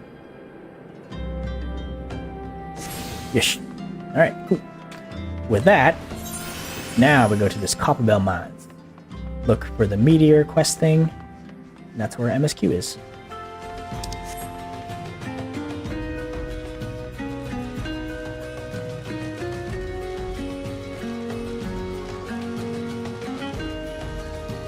Torrid Whisper. Drunken Stag. These are probably more adventurous. Maybe let's see. Let's talk to Torrid Whisper. Beasts, demons, guardians. It's a pain in the bloody arse, whatever it is. How's a man supposed to feed himself? Oh, maybe not. Just some guys. Oh. Some enemies that won't attack me, which is good. Another player. Oh no! Someone else. What the heck is that thing? Holy moly, level 50. Don't mess with that guy. Stone Torch. There's been an incident inside Copperbell Mines. We are here to ensure that the effects aren't contained, but for your own safety, I suggest you stay well away from here. What? You're the adventurers volunteered to quell the heterontries. I didn't think that Poacher to be able to find someone so quickly, if at all. The giants are content to wreak havoc inside the mines for now, but it's only a matter of time before they think to come outside. The sooner you see them, the better. Make ready as best you can, and enter at will. Let's do it. Nice. All right. Back to the grindstone. Duty support. Copperbell Mines. Yeah, still got my same party. Eager Marauder, Eager Conjurer, and Eager Thaumaturge. Time to put some giants to bed. Even though they were slaves and literally it's all our fault. This quest has definitely stirred some controversy, but hey, I'm not the writer, you know. Ooh.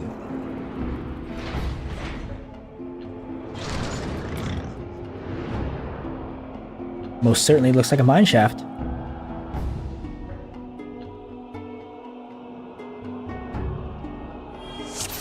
Alright, my friends, let's do this. My portrait. I can't be the only one worried about the mine collapsing, right? See? It's just really cool.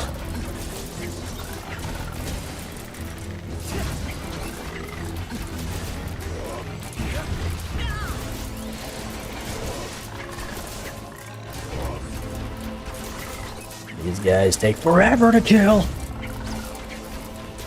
Haste.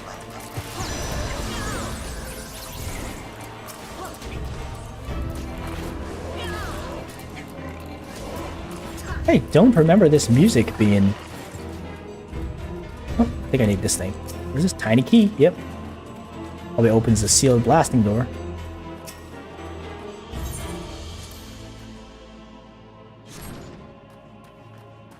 Pull the lever, Kronk. Friends? Alright, I guess I go alone. Bye. See ya. I guess the AI ain't that smart, huh? I bet they'll be down here waiting for me. Let me guess. Oh, ooh. Oh, thank goodness. That will be bad. Alright, we're gonna pull a little bit more. Alright, let's do this. Come on, Marauder friend. I need your help.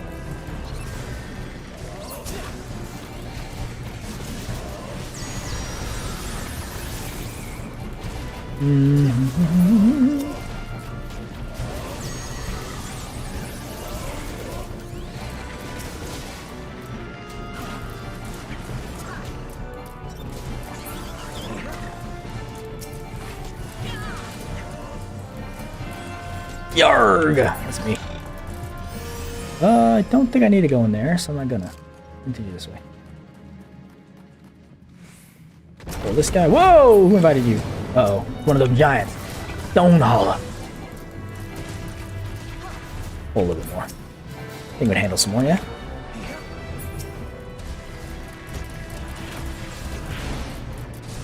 Oh, nice. You know what? Let's pull even more. I'm feeling a little bit mischievous today. Pull this guy. And that guy. Look, here he comes. This Marauder knows how to do it.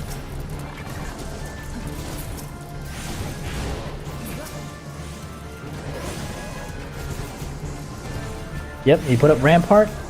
Look at his buff list. Attaboy. Truly based tank.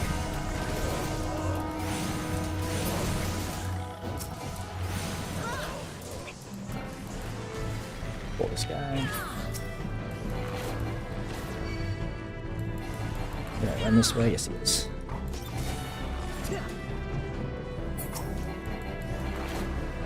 You and you.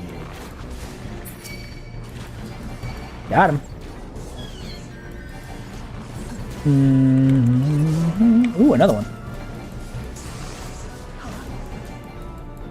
See, I can just continue forward and my character will automatically turn around and cast the spell or the ability that I'm doing as I'm running. So very convenient, very easy. Come on, buddies. All right, I think that should take care of him. Close enough.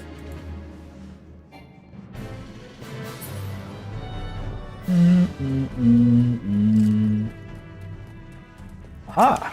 A goblin. Where are my friends? Oh no! Let's see. Is there more in here?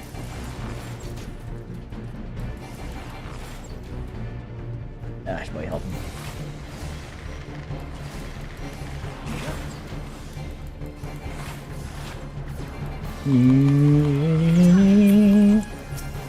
Now I know for sure this dungeon was changed in order to compensate for the duty support.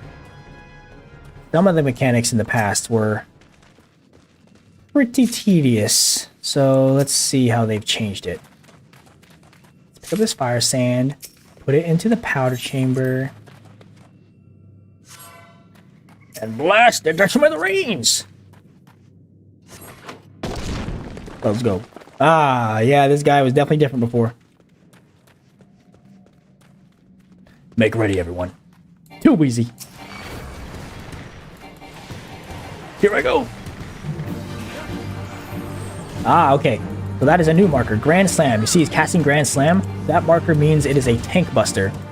A specific tank targeting ability that deals some massive damage. Ooh.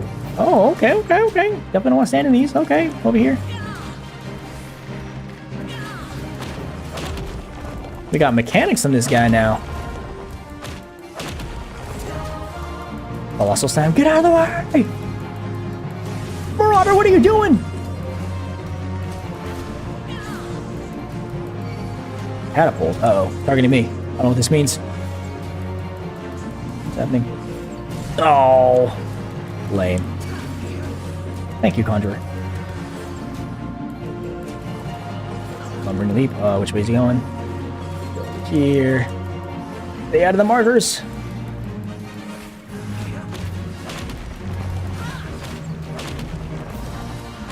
Yeah, this is one giant you definitely do not want to mess with. Get out of there! Move, Marauder, no! Okay, he's a tank. Tank privilege.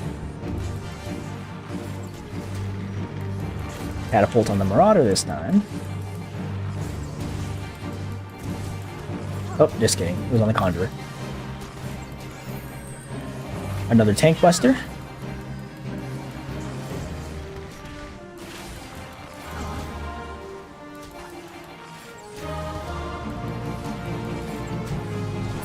Alright, too easy. And I leveled up. And he gives me a tiny key. Thanks. Oh, I already have one of those, so I can't plunder it. It's okay. That boss battle used to be a ad fest. Basically, a whole bunch of ads would just spawn, and it was really, really annoying because you'd have to wait for them because you would kill them so fast. So, experience-wise, as a combat, that was a lot better. And it teaches you about tank busters. Let's see. Nope, no new gear.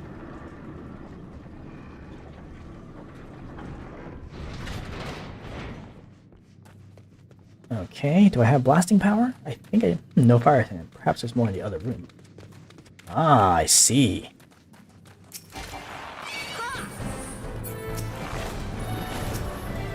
Is there? There's a treasure coffer. I'll take that. Hehehe. Gauntlets.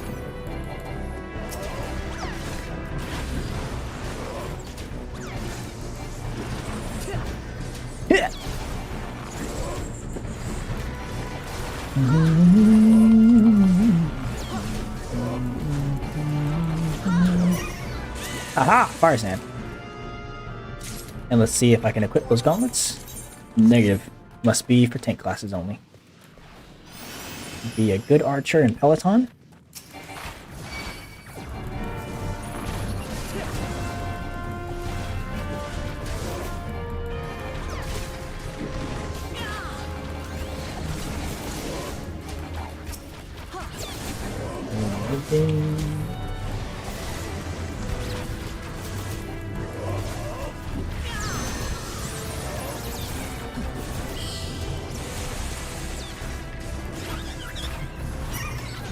More fire sand? Excellent.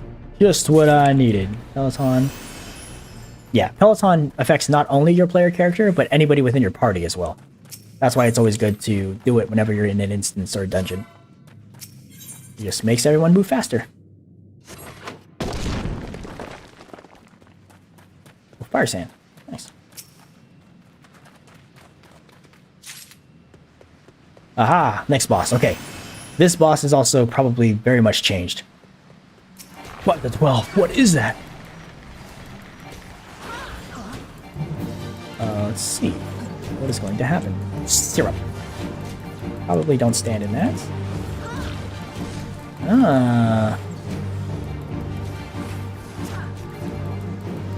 Whoa, he teleported. A tank buster.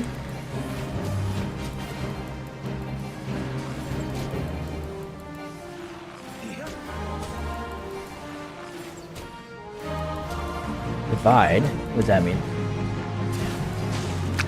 Whoa! Okay, okay. Ah, I see, okay.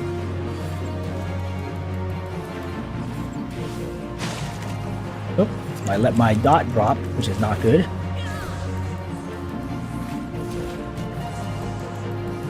Move! Good job, buddy. Da-da-da-da-da. Da-da-da-da-da. Da-da-da-da-da. Da-da-da-da-da. Divide again, okay. Where's he gonna put his things? Make sure I don't stand on top of them. Over here, safe. Move, friends! Nice.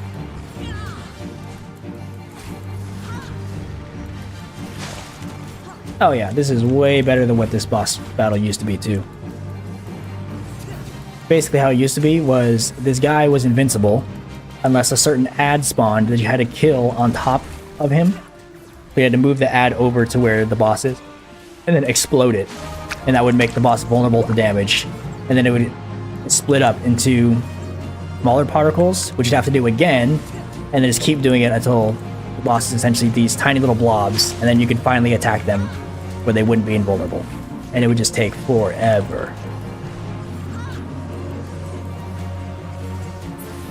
Nice. Ooh, maybe. Ah! Oh, that's pretty neat. I'm looking pretty good now. What is this thing in my inventory? Gladiators. Huh.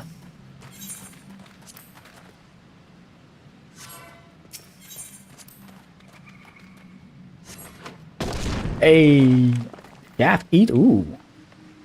Oh, okay. Let's. Oh, okay. I guess we're on this way.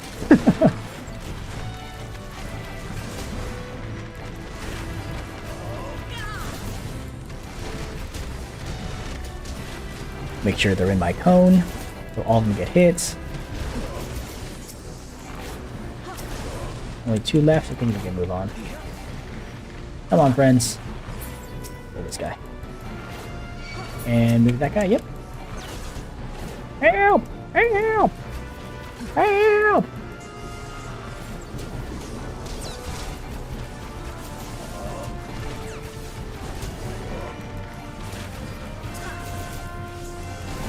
Oh, jeez. Oh, we pulled a lot more. It's okay. We have the technology.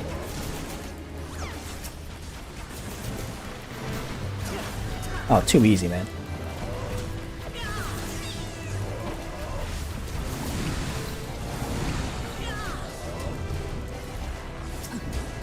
Okay, almost dead. Ooh, let's go.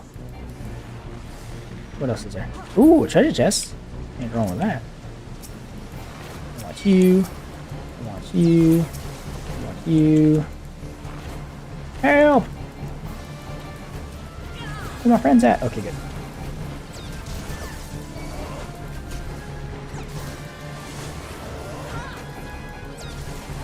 Uh-oh.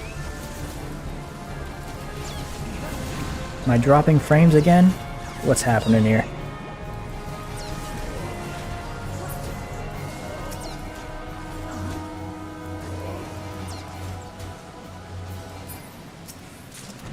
Plundered Knuckles. I think that's a monk weapon, or a pugilist weapon, so I can't equip it. These two guys. Oh no! And a Stonebreaker!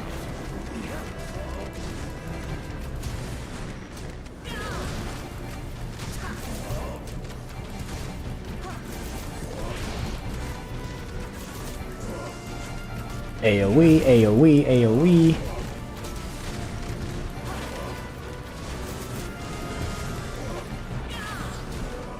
Uh-oh, he got a buff on himself. He boosted.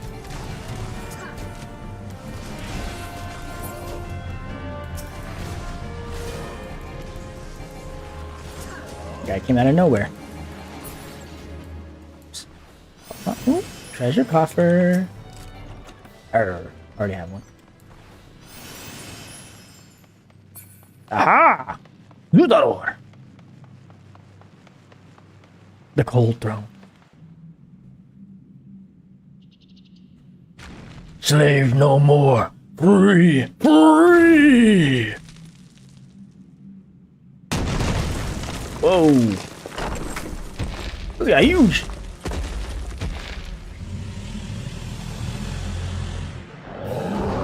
Honestly, I feel for you, bro.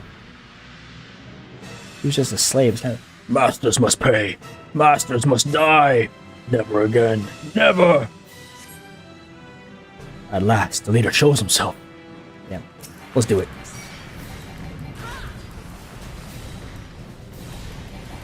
What's his name? Gygus? Gygus the Grace. Okay, let's get inside. Not today. Taste my axe. As I mentioned, as long as you dodge the markers, you'll be okay. So for instance, if I'm outside of the marker, once it disappears, oh jeez, I can move into that area and still be fine, even though the animation is a little bit later. See? No damage. So if I wait for the marker to disappear and then move into that area, I'll still be fine, even though it looks like the axe is hitting me. See?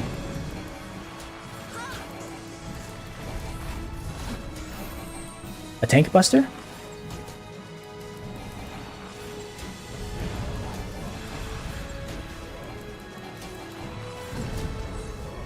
Ooh, conal AoE, get out of the way, good.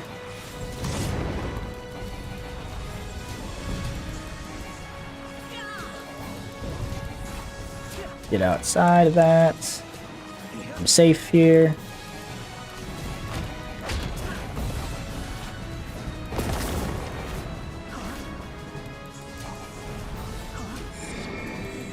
Get inside.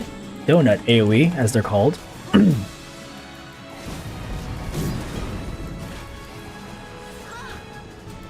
Lightning strike!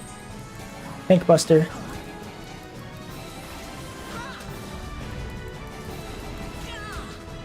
Yo, me and my group, we are #1 in Eorzea. Dang! That's what's up, buddy. That's what's up. Too easy.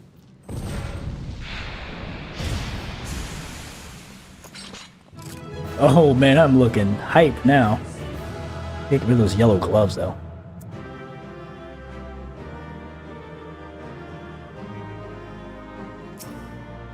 Good job, friends. Well done.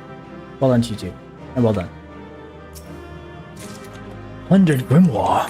Oh, I think that's a... Ooh, I get to wear the goggles. Ooh, I have goggles now. Let's see. How do they look? Dang, dude, be looking like Boned Man. Like a spy. Actually, don't like that. Wonder if I could, Nope. I can hide them. We'll keep them on. Be looking a little silly, but it is what it is. Nice. Back to the painted mesa. Ulda. And I think I can go to the Adventurers Guild. Yep.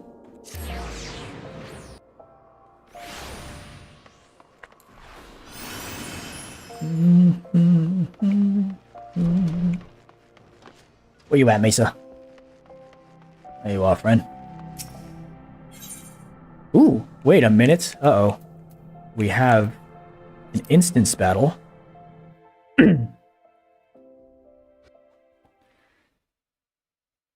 Ah, the Conqueror of Copperbell returns. Thanks to you, our mining operations can resume, and Ulda will have the materials she needs to be rebuilt. The entire nation's in your debt, friend. I'll share the good tidings with Papa Sean the next time I see him. As for you, you'll want to report to Momodi. It'll do the woman well to see you alive in one piece. One Piece?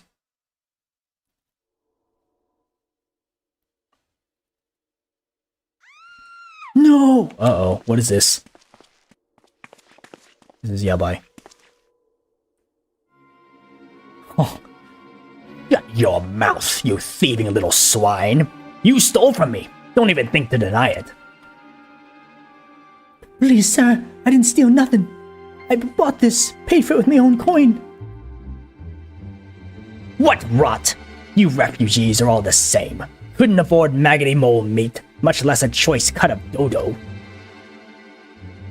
I'm going to say it one more time. Give back what you stole, or I'll make you wish you'd never set foot in this town. By rights, I should turn you over to the brass blades, you know. Help keep the streets safe for law-abiding citizens. But I'm a reasonable man, and if you agree to serve me in whatever capacity I require, the authorities needn't hear of your crime. Whoa, whoa, whoa, whoa, whoa. I don't like this guy.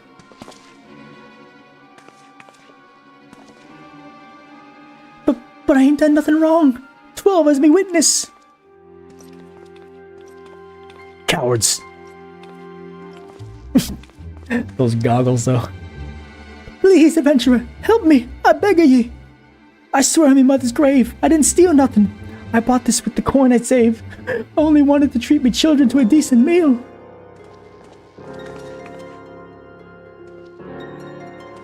What a bunch of brigands.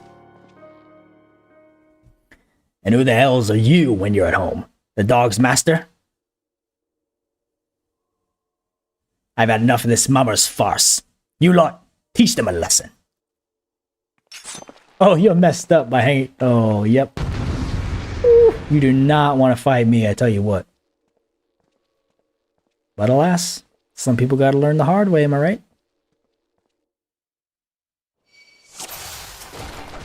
Oh, one at a time? Okay. Bleh, I'll take care of this. The rest of you can watch. Yeah, yeah. Level 11, dude? Level sync to 21, but... Get him! Not bad for an adventurer. This'll learn ye. Ugh. I should have stopped at the 7th day. Stop really gopping at me and give me a hand, will you? Literally running circles around this guy. Ah.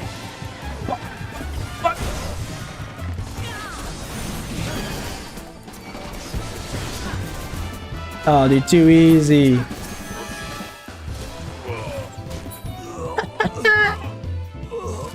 Stay down.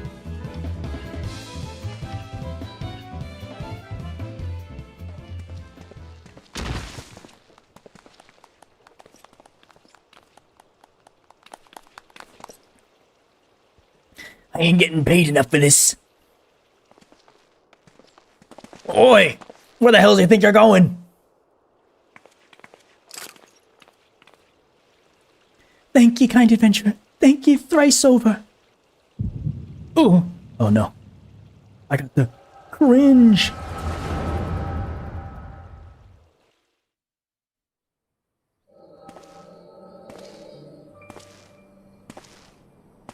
Some old backstory. Thanalan backstory. I'd swear, there were more refugees than when we last looked. And you wouldn't be mistaken. But it's been 5 years since the calamity. Why are they only coming here now? It's simple, really. While a number of hamlets survived the immediate aftermath of the calamity, many were no longer able to support their communities. The residents found their lands had either been rendered barren or cut off from trade routes, and problems like those aren't easily solved. Though they tried to make the best of it, it was only a matter of time before they were forced to abandon their homes and seek a new life in the city. I see. Damn, too real. But the calamity affected the whole realm, didn't it? Is the same thing happening in the other cities? If the talk is true, yes. Though perhaps our situation is more pronounced. Ul'dah has a reputation for being prosperous, so it's natural that the refugees would try their luck here first. My heart goes out to them. It truly does. But I'd be lying if I said that I wasn't apprehensive. I hope their presence doesn't foment lawlessness in the city. What if things took a turn for the worse? We always have the immortal flames. I dare say the brass blades would welcome their help. The heroes who fought the Guardian Empire, filling the streets for riffraff. It may well come to that. Impoverished and desperate as they are, you may be sure that some of the refugees will turn to crime. You know what this place is like. If you've no coin, you've no hope. What will become of our city? Not all refugees are bad, mind you. Some are able to find employment and lead honest lives. Dodo tenderloins, get your dodo tenderloins. Guaranteed cheapest in Thanalan. Thank you for your custom, madam. Please come again. Looking around, you'd think that Ul'dah was well on its way to recovery. But peer through the veil of prosperity, and you'll see no end to the misery and suffering.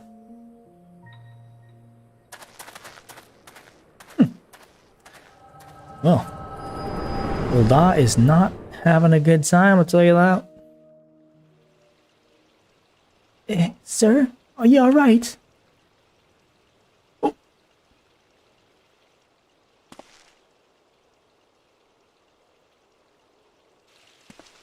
What now? You mean to threaten a defenseless citizen? What? Star buy that meat, you say? That's absurd. Aye, as did I. Leave the poor woman alone, you damnable vulture. Who said that? Done it. Who's there? What? Grr. I will overlook this, but just this once. Yeah, get out of here. God's bless you, adventurer. If you haven't to come along when you did, who knows what that monster might have done. It don't bear thinking about. Bye. Look at me, doing good deeds left and right.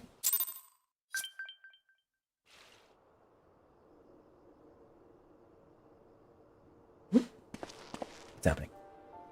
Case closed. Oh, it's Ida. Hello again. We have been keeping a close eye on you ever since you left Gridania. You probably will. You discharged your duty as envoy impeccably, and never once faltered in the face of myriad dangers. But more importantly, you were always ready to help those in need, even if you didn't stand to earn a gil by doing so.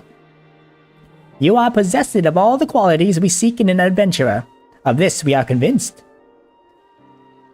Even if you were kind of dragged into the business with the dodo meat. Yes, thank you, Ida. And then there was the matter of your gift. I dare say you are curious as to the nature of the vision you bore witness to moments ago. Well, we can help you to understand it. You're not the only one with that power, you know. We have a friend who has it too, and we'd love for you to meet her. Someone with the power of cringe. And meeting her is only the beginning. For we would also have you lend your strength to our cause. In return, we could be glad to assist your adventuring endeavors in whatever way we are able. Should you decide to take us up on our offer, I sincerely hope you will. Pray speak with Momodi. The proprietress of the Quicksand is a good friend of ours. She will tell you where to find us. Bye, Papa Limo. Bye, Ida. Wait a minute. We haven't even told you the name of our order. We are the Scions of the Seventh Dawn, defenders of justice. Oh, but don't tell anyone, except for Momodi. He already knows that.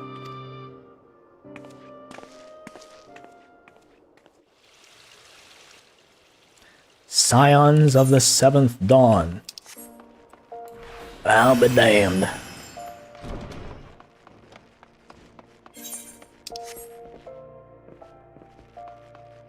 Those guys still haven't gone to the ruins? Come on, buddies. Get with it. Get with it.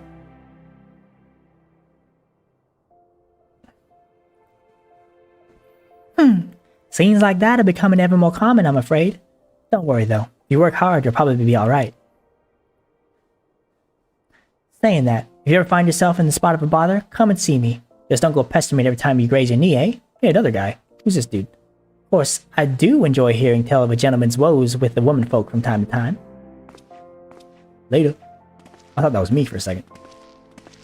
Ah, Furious. Sorry to keep you waiting. I was providing guidance to a fresh-off-the-carriage adventurer. But gods, it's good to see you safe and well. Look at you, no one would ever guess you'd been hard at it with giants in the dark. Look at you, no one would ever guess you'd been hard at it with giants in the dark. You're every ilm the adventurer Mion said you'd be, Furious. The station master will be overjoyed when he hears the news. Oh, before I forget, there's a lass here who wants a word with you. Didn't actually know your name, but hearing her description, I knew who she meant right away. Who's it? Hey!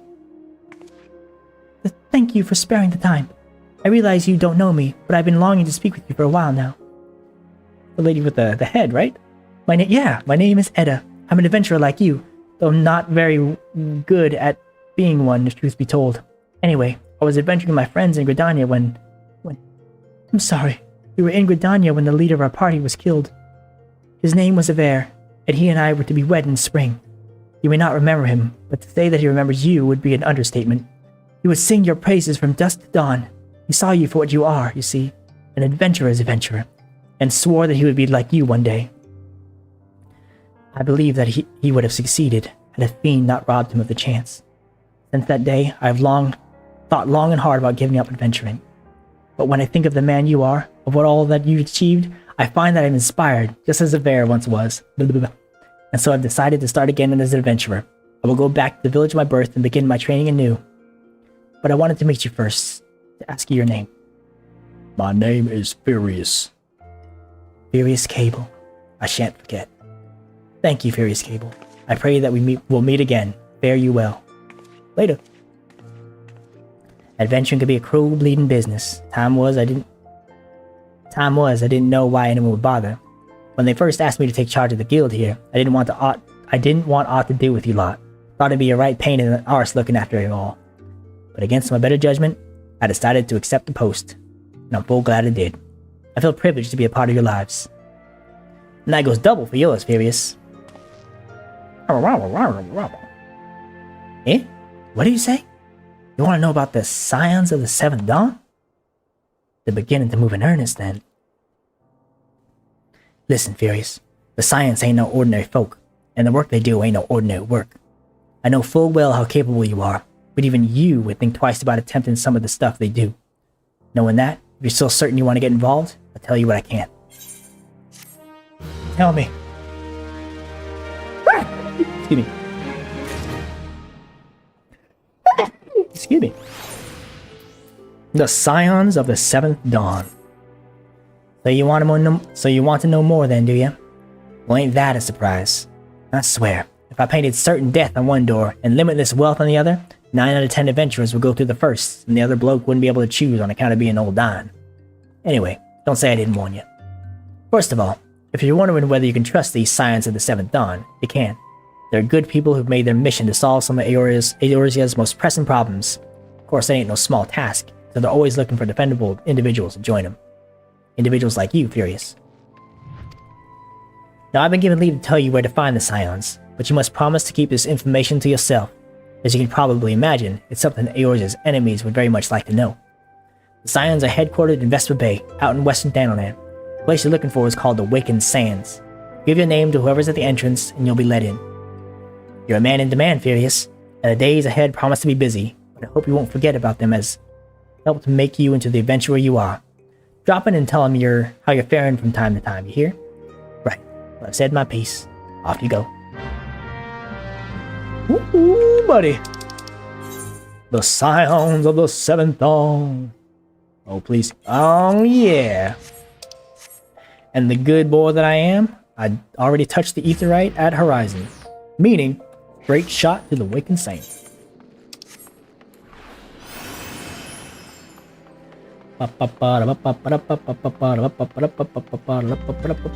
Mind your step, adventurer. Hey, screw off.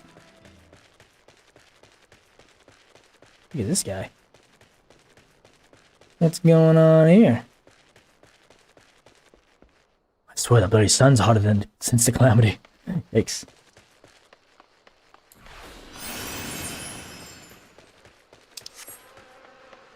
Way over level for these guys. Dude, level 30 already? Holy. Still gotta do that, job quest. Or that class quest. We'll do that soon.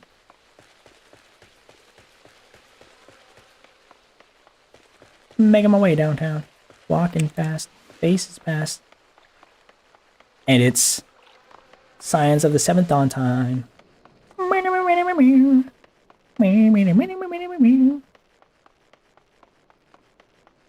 Hey-ya!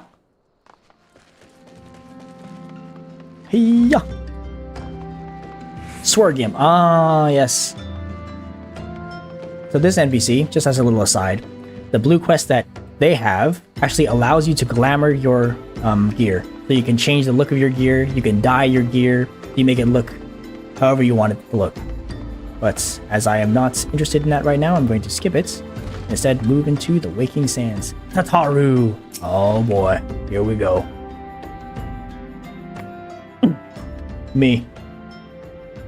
Deep in the desert of my heart, a lonely flower blooms, yearning for the heavens above to quench my thirst for you. Oh, la, la, la, la, la, la, la. Doing the Trololo song.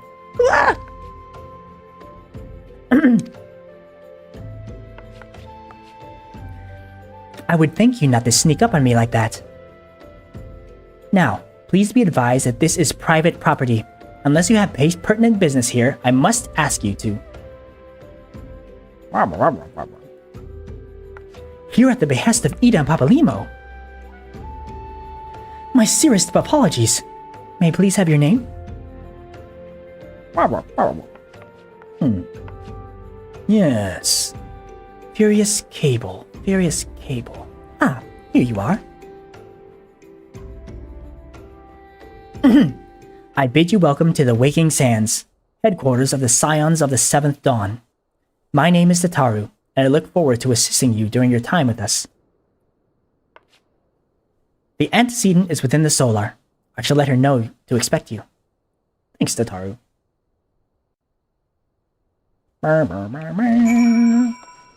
Whoa, dude, no chocobos in the building, please.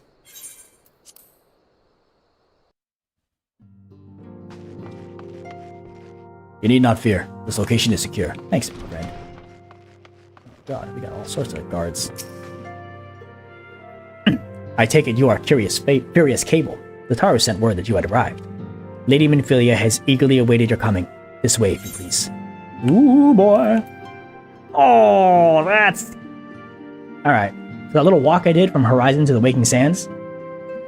Later in the game, or very, very soon, you'll be making lots of trips from Horizon to the Waking Sands. I think these added these tickets, which are an immediate teleport to Vesper Bay, which is this area where the Waking Sands is, pretty recently within the game. And holy moly, what a great change that is. Because doing that walk every single time, awful. So you're the adventurer of whom I've heard so much. Well met, friend. My name is Minfilia, and I lead the Scions of the 7th Dawn. I have awaited your coming.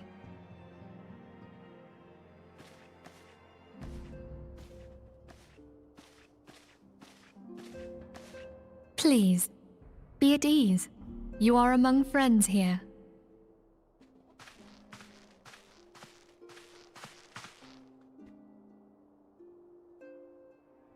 No doubt you are ripe to burst with questions. But have patience. All will be revealed in time. First, let me begin by telling you who we are and what we do.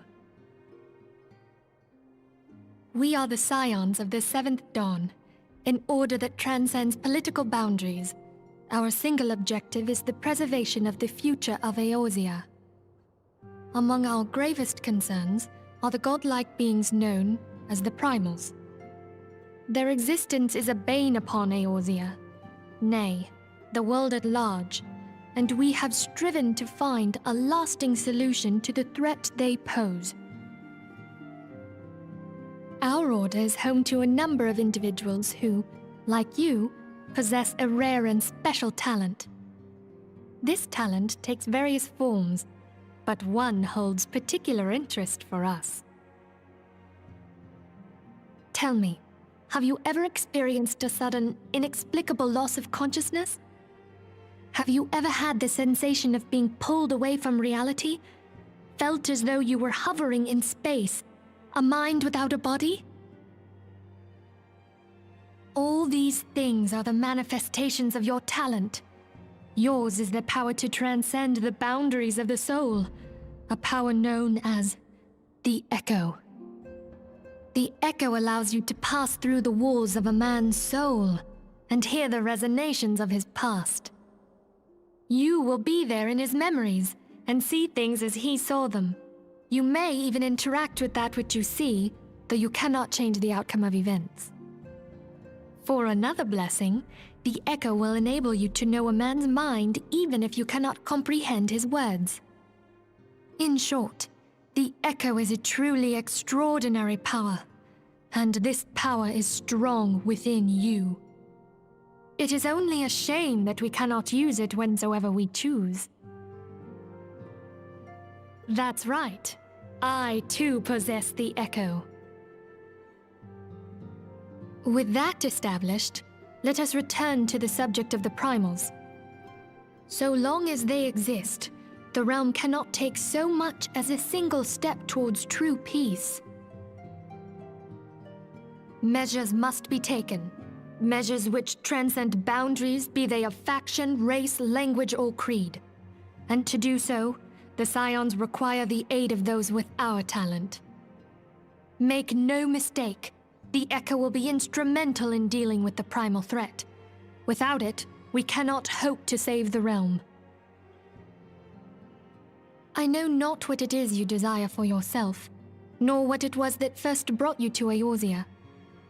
But I firmly believe that the power we possess was given to us for a purpose. Why else would the gods entrust man with a gift so extraordinary, if not to have him use it? And so I implore you, lend us your power. Oh, you want my power, eh? Naturally, your aid will not go unrewarded. We are fortunate to have a number of influential allies, and at a word from me, they will gladly afford you certain privileges that might otherwise be denied you. The right to employ retainers, for example. Are you familiar with them? They are individuals who may be relied upon to manage your assets and belongings on your behalf.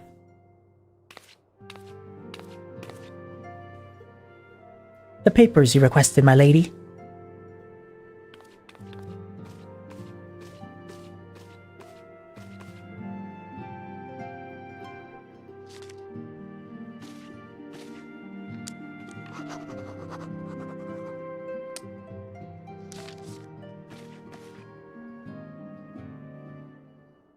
Thank you, Tataru. The pleasure is mine, my lady. By way of a welcoming gift, I have taken the liberty of adding your name to the retainer's registry. As of now, you are entitled to employ the services of a retainer. You will need to consult a retainer vocate regarding the particulars of this arrangement, but believe me when I say that retainers will provide invaluable to you in your adventuring endeavors. Or prove. Let this gesture serve as evidence of our commitment to do all in our power to facilitate your personal objectives. In return, we ask that you aid us to the fullest extent of your talents. A mutually beneficial relationship, I am sure you will agree, and one which serves the greater good besides.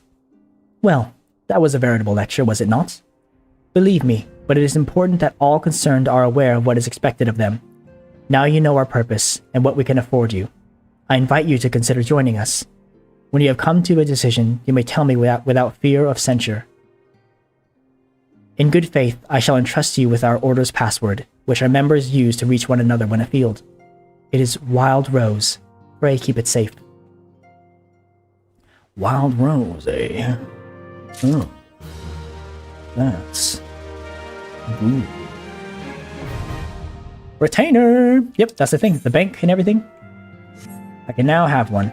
Look at my friends. Thancred, Y'shtola, Ida, Papalimo, and Urion J. We Scions have but one objective, to safeguard the future of Eorzea. Among our gravest concerns are the godlike beings known as the Primals. Long have we striven to find a lasting solution to the threat they pose. I know not what it is you desire for yourself, nor nor what it was that first brought you to Eorzea, but I firmly believe that the power we possess was given to us for a purpose. Pray consider this when you give me your answer, Furious. I will go whither the wild rose blooms. Yours is no small endeavor. The dangers are great. Small? No. Worthy? Undeniably. We labor for the good of all the realm. Oh, same thing. The dangers are great. They are. Yet the risks we take are justified, given that which is at stake. Alright, here we go. I will go whither the wild rose blooms.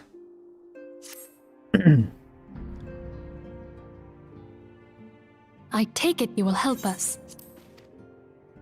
Wonderful! I knew you wouldn't let us down.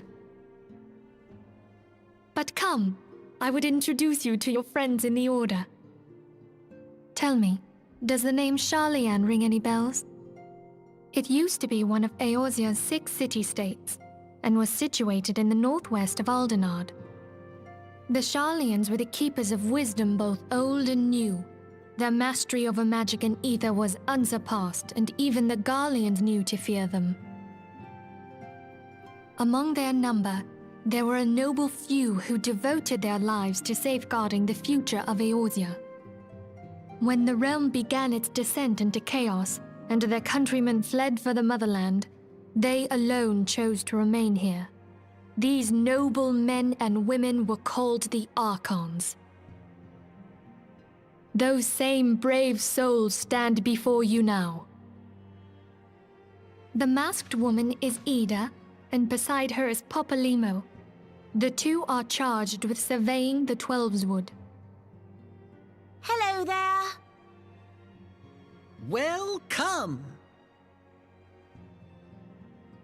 I had every confidence that you would agree to help us.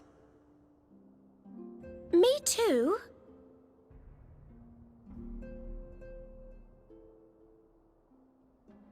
Clowns. Okay, my turn to introduce someone. That there is Thancred. He is our man here in Ul'dah, Jewel of the Desert. Welcome to the team. If I may, the lovely maiden beside me is named Y'shtola. Limsa Lominsa has the pleasure of being under her care. Greetings. Last but not least is Urianger, who presides over all affairs within these halls. Pray seek him out whenever you have questions. Dawn may banish even the darkest night. The words of a dear friend. I'm glad of our meeting. At the Battle of Carteneau, our leader was taken from us. But we did not stray from our purpose. We sought out Minfilia and others with her talent, and together established the Scions of the 7th Dawn. Along with the Archons, those blessed with the Echo play a pivotal role in our endeavor to forge a brighter tomorrow for the realm. Oh, I should also introduce you to Tataru, our clerk. She ensures that everything runs smoothly. Pleased to make your acquaintance.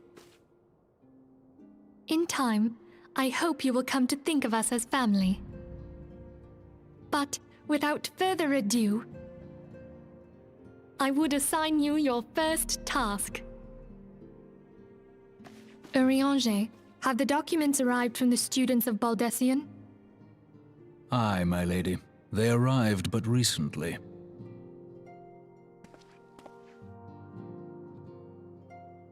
We have received a request for aid from the Immortal Flames. Thancred, would you do the honors? It would be my pleasure. Some days ago, a crystal caravan registered to Amagina & Sons mineral concern was waylaid and divested of its cargo. But there is more. Within a bell of the robbery, several people were reported missing from the shantytown outside the city. At a glance, one would assume the involvement of bandits, kidnappers, and coincidence. Such crimes are hardly uncommon, and the Immortal Flames deal with their like almost every day. However, this time we have reason to believe that a primal is involved.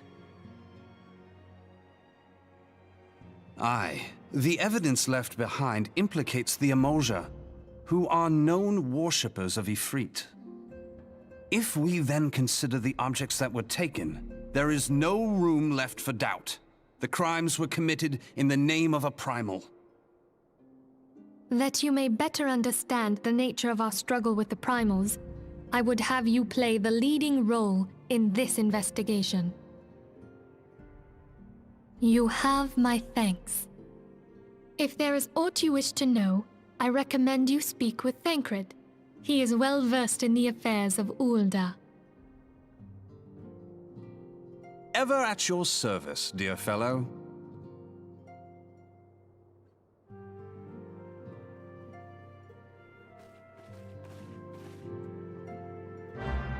And there it is. My first task under the wing of the Scions of the Seventh Dawn. It's also super interesting because, as I mentioned before, the voice actors change after A Realm Reborn. And hearing these old voices like, oh wow, that's what they used to sound like. It's interesting, to say the least.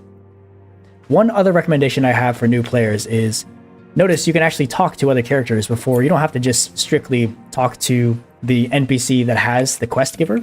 You can talk to the other characters. And whenever you're around certain NPCs that are integral to the story, so anybody who's in the Scions of the Seventh Dawn, or somebody who's implicated with what the going-ons, I recommend you talk to them to just have little tidbits that I think could be interesting and fill in their thoughts of the matter as you're going through these quests. But yeah, that'll happen a lot. So, here we go. Let's speak with Thancred. Ready to begin, are we? That's the spirit. So then, your mission is to investigate a crystal robbery and a spate of abductions. Crimes which you believe to be connected. Assuming we are correct, it is likely that any discoveries we make in relation to one will further our investigation of the other. Understanding of the other. Now, since the attack on the caravan, our friends at Imagina and Sons Mineral Concern have doubled security over all their shipments. In light of this, it is my judgment that the abduction should be our priority. According to our preliminary findings, the majority of the missing were last seen in the vicinity of Camp Drybone. That would seem a fine place to begin. A fellow by the name of Isambard serves as the camp's de facto leader. Pay him a visit, and see that he gives us his full cooperation. Thanks, Thancred. There we go. And now I must go to Camp Drybone, which is next to... Oh, no, not yet. So, I need to run over there from... I gotta make a long trip from here, Horizon, all the way over. Nice. So that's it. Have our first quest from the Scions. So in order to do that, I have to travel all that way. But before that, I think what I'll do is now catch up on my class quests. Definitely a little bit behind. Actually, I'm not behind. The MSQ quest is labeled at level 17, but the class quest is labeled at level 20. But since I'm at a good little breaking point, I think I'll just complete this one really quick. By really quick, we'll see how quick that actually ends up being. We'll go to Pin Branch. I'm already level 30, so either way, I'm over leveled for this stuff. Let's see, gotta go south.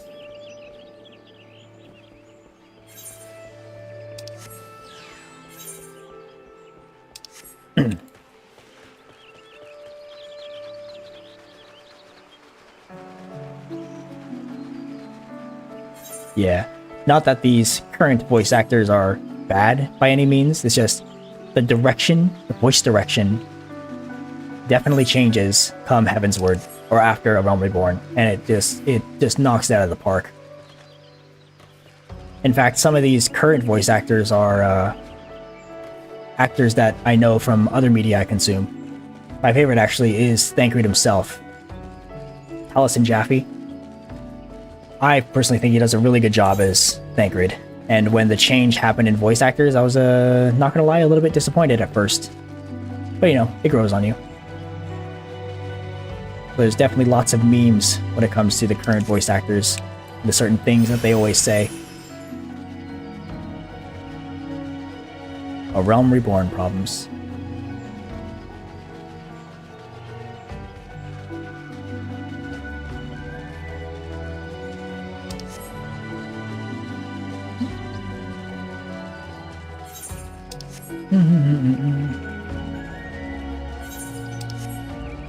Hey, yeah. To the South Shroud. Yes. That's where I need to go to catch a poster. Yep. Let's see. Is there a aetheryte in this area? Way over there and one down there. Okay, before I leave this area, I will talk to the aetherytes. Oh. Yep. These enemies are a little closer to my actual level. Speak with Baskara. Baskar. Baskar. Baskar.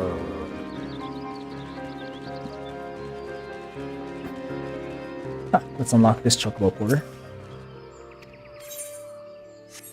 There we go. And let's see. Baskar. Baskar. There you are. Ooh. Nice Ale House music.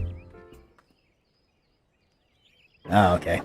Ah, your lot must be from the Archers Guild. Welcome, friends. Oop. Now, as your guild master will have said, I put in a request for some keen-eyed archers to help me track down a gang of poachers that have been plaguing these parts. If I may, it is not uncommon to find poachers in this region. While regrettable, neither the God's Quiver nor the Wood Whalers deem them worthy of attention. Why then did you imagine them worthy of ours? Cause these ain't no common poachers. They're Muwa Mujun's gang. They say she and her is always moving, staying one step ahead, but I reckon she's hiding out there somewhere. Thing is, I can't just send my people out searching. I made a pact with the Red Belly Bandits, see? We stay out of their territory, and they don't make no trouble at the Druthers. That being so, if I summon the massed ranks of the Whalers and the Quivermen, all 7 hells would swiftly break loose, assuming they thought the matter worthy of their attention, of course. Needless to say, that's not an option. As luck would have it, though, I've got 3 keen-eyed archers to take care of things instead, and all without raising no alarms. We understand. You may leave the matter to us. Lay, Furious, split up and scour the area for any sign of the poachers. Should you discover anything, return here and wait. We will reconvene to compare our findings ere long. Go. Ooh. Take orders from Silvere. Alright. Gotta do what you gotta do, I guess. What is search for clues? Okay. Looking for clues. That is pretty vague. Ah, there's a clue. Poacher's arrow. Most definitely a clue.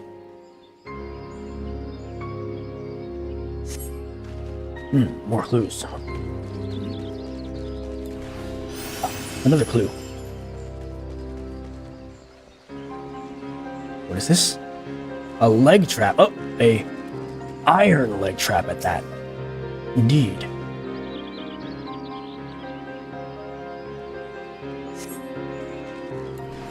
One more clue. Uh-oh. Oh no.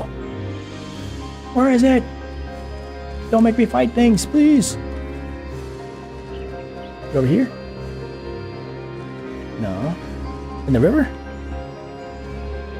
Underneath the river?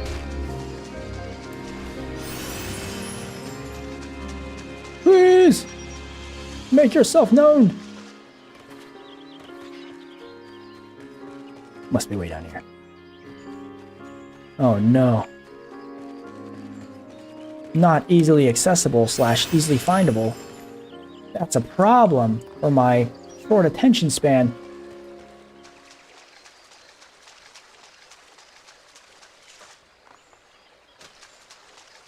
Going out of the red circle. Oh boy.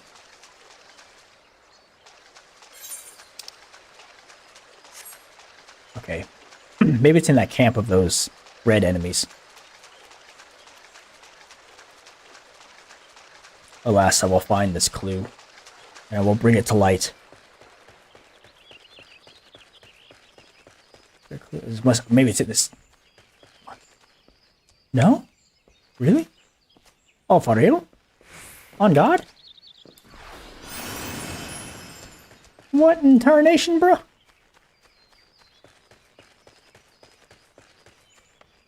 Okay, okay. Eyes peeled.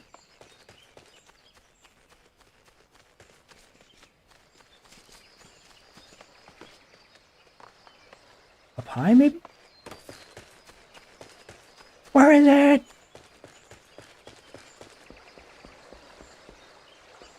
It's not under the bridge.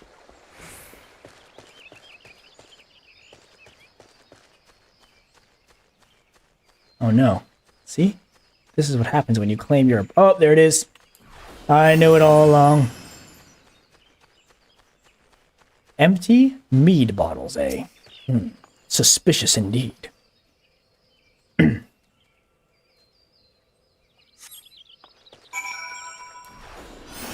have the clues.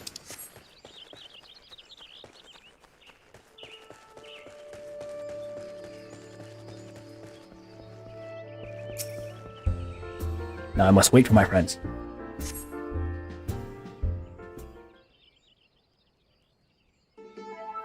An iron leg trap and a poacher's arrow. These are both evidence of illegal activity, but nothing that will help us find Paula. And these mead bottles are but old refuse. From before the Drillers was even built, they have no connection to the gang. What do you know of this Poa woman, Silver?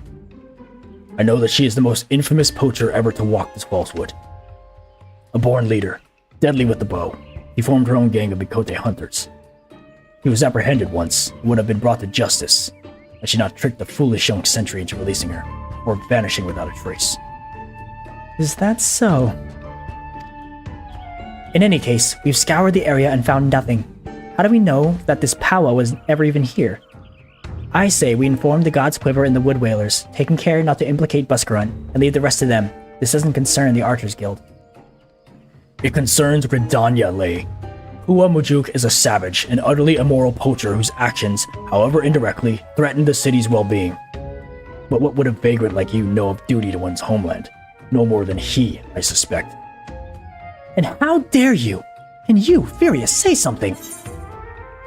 Ooh. Now is not the time for this.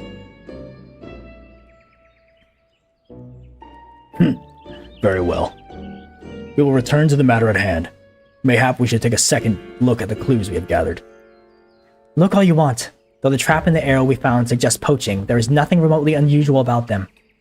What do you think we should examine, Furious? Easily, the empty mead bottles. Why are you still carrying that rubbish? I told you, those bottles predate the Druthers. They have no connection with this matter. But if these bottles are so old, why do they retain the scent of mead? They must surely have been opened recently. Wait. Before the calamity, Buscarun once served as a sentry. Yet even then, he sometimes spoke of owning his own tavern, and it was an open secret that he was brewing his own private stock. Some survived.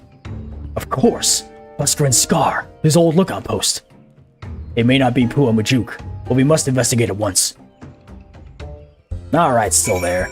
Apparently he's on to something. Where the heck is this place at? Oh. To the north!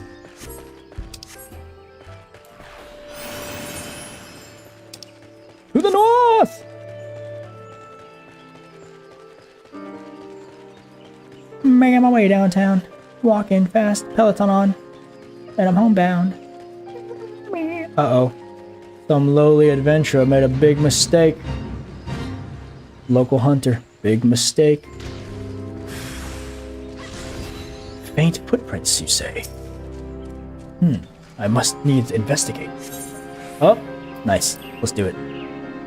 Incense.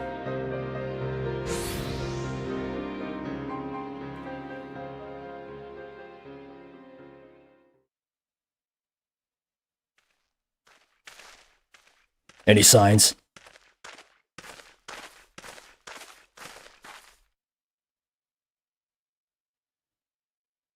Look, the ground is covered in Mikote footprints. These tracks are fresh, very fresh. I'd wager the bandits were alerted to our coming and fled. Else they're hiding near... Oh no! Take cover!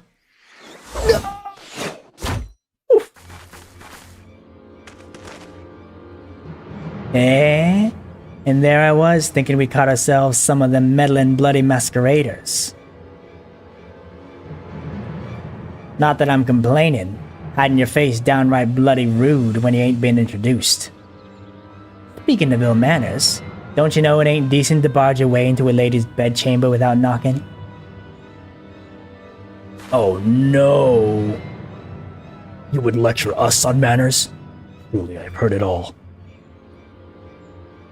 They have us outnumbered. We'd best split up. The leader's mine. I'll try to isolate her from their litter. Silver, Furious, the rest I leave to you two. As you will. Get him, Lay! I'll take care of this rabble. Silver the Virtuous. Easy! AoE attacks! Papua! Get the bastards!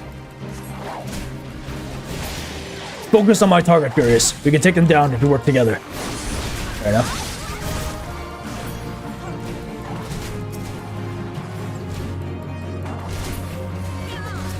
Don't let them get away! Which one are you... I don't know which one you're attacking, so there! Ah! Oops. We cannot allow that conjurer to draw us out. Don't worry. Remember your techniques. Finish her quickly while she is weak. Too easy. Already done, Silver.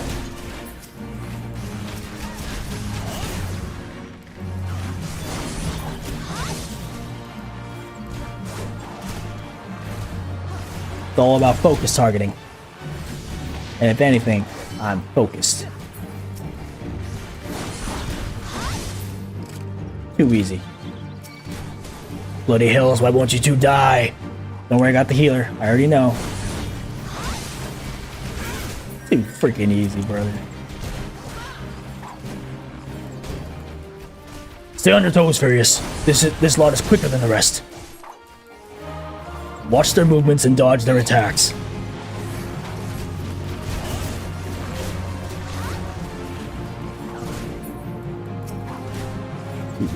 Too easy, man. So freaking good. Yeah, that's right.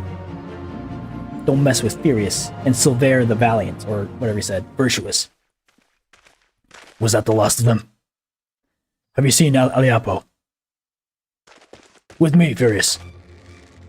Ole. Oh, no! Oh. Tisk. That was piss poor shooting, sister. And you call yourself a keeper. A hunter with no fangs ain't nothing but prey. No! Oh, hell yeah. Is it me? It's me. Where's Silver? Oh, thank you, Silver. Ah, bugger. Looks like playtime's over. Be seeing you, sister. Just let her go?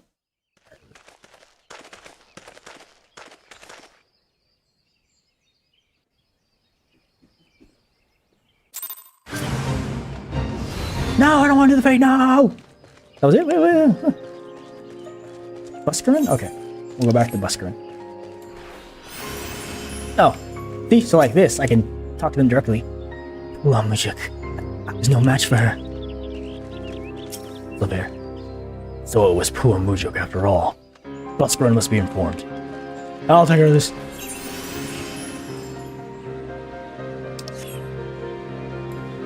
Run, Furious! Quickly now, my boy! Quickly!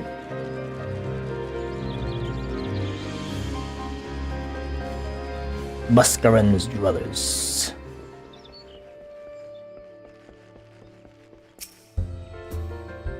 Seven elves. They're at my old post, and they drank my old mead.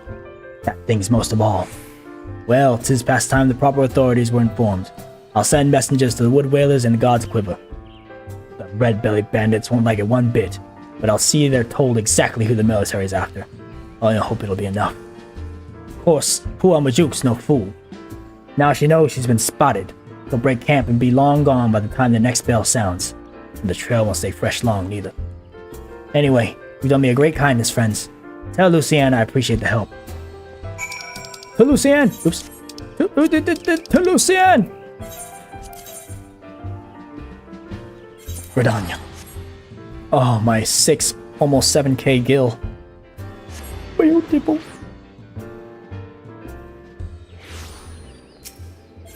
Do the archer skills.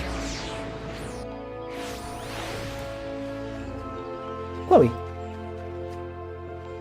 Chancelope. Like cantaloupe. Chancelope. Hey, you guys are back. See what she has to say.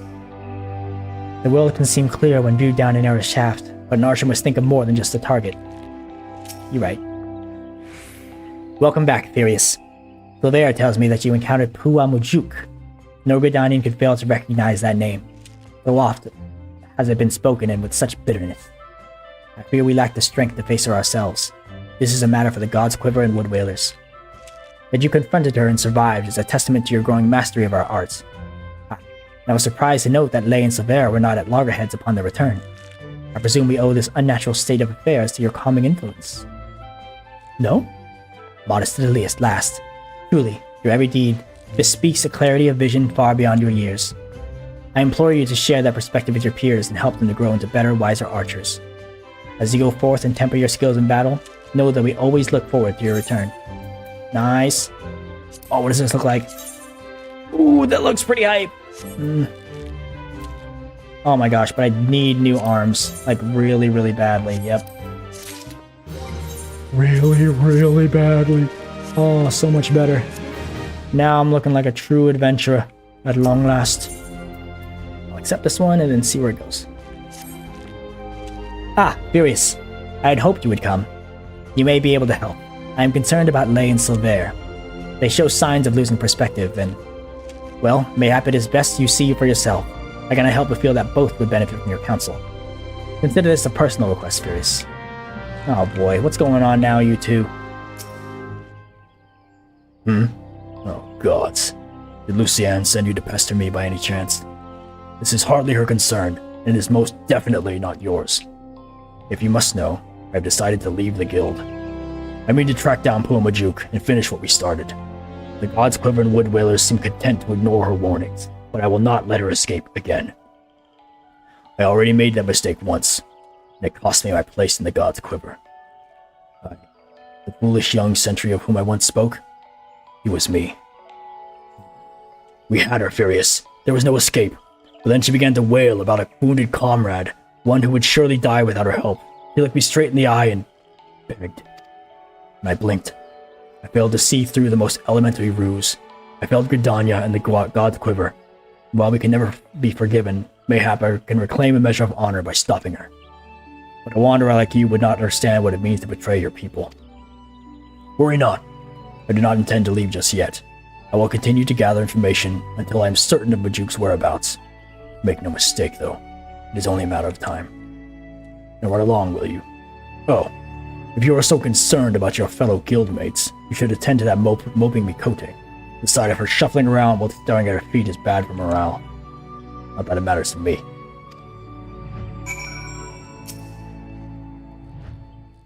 Oh, it's you. Tell me, Furious, do you ever think about home? Do you ever wish you could go back? Mine was just another poor village in Twellswood. The fields were more stone than soil, and merchants hardly ever bothered to visit. We didn't have a lot, but we didn't need it. And then the calamity came. I remember running and screams. It was so loud, Furious, so unbearably loud. And when I was here, in a strange city surrounded by more people than I'd ever seen, I didn't know any of them. But I knew how to hunt. I was always good at hunting, Furious, and the guild gave me a place to get better. At least, I thought I'd gotten better. Pua Majuk. He was so much more... I've been thinking, Furious, that maybe this is a sign. Maybe Silvera is right, and this guild, this city, is no place for an outsider like me. And so I've decided to leave. I'm glad to have known you, Furious, even if it was only for a short while. Forgive me if this is too selfish a request, but before I go, I would like to meet with you one last time. Alone, in the South Shroud. These Redanians would not understand. Say what? Trying to make off with me doing something. Okay. Ali Apple, what you trying? Oh man, I forgot to do that. No, I forgot to attune to one of the things. No. Truly a shame. A dang dying shame. Well, if that's the case, instead, I'll go to Horizon.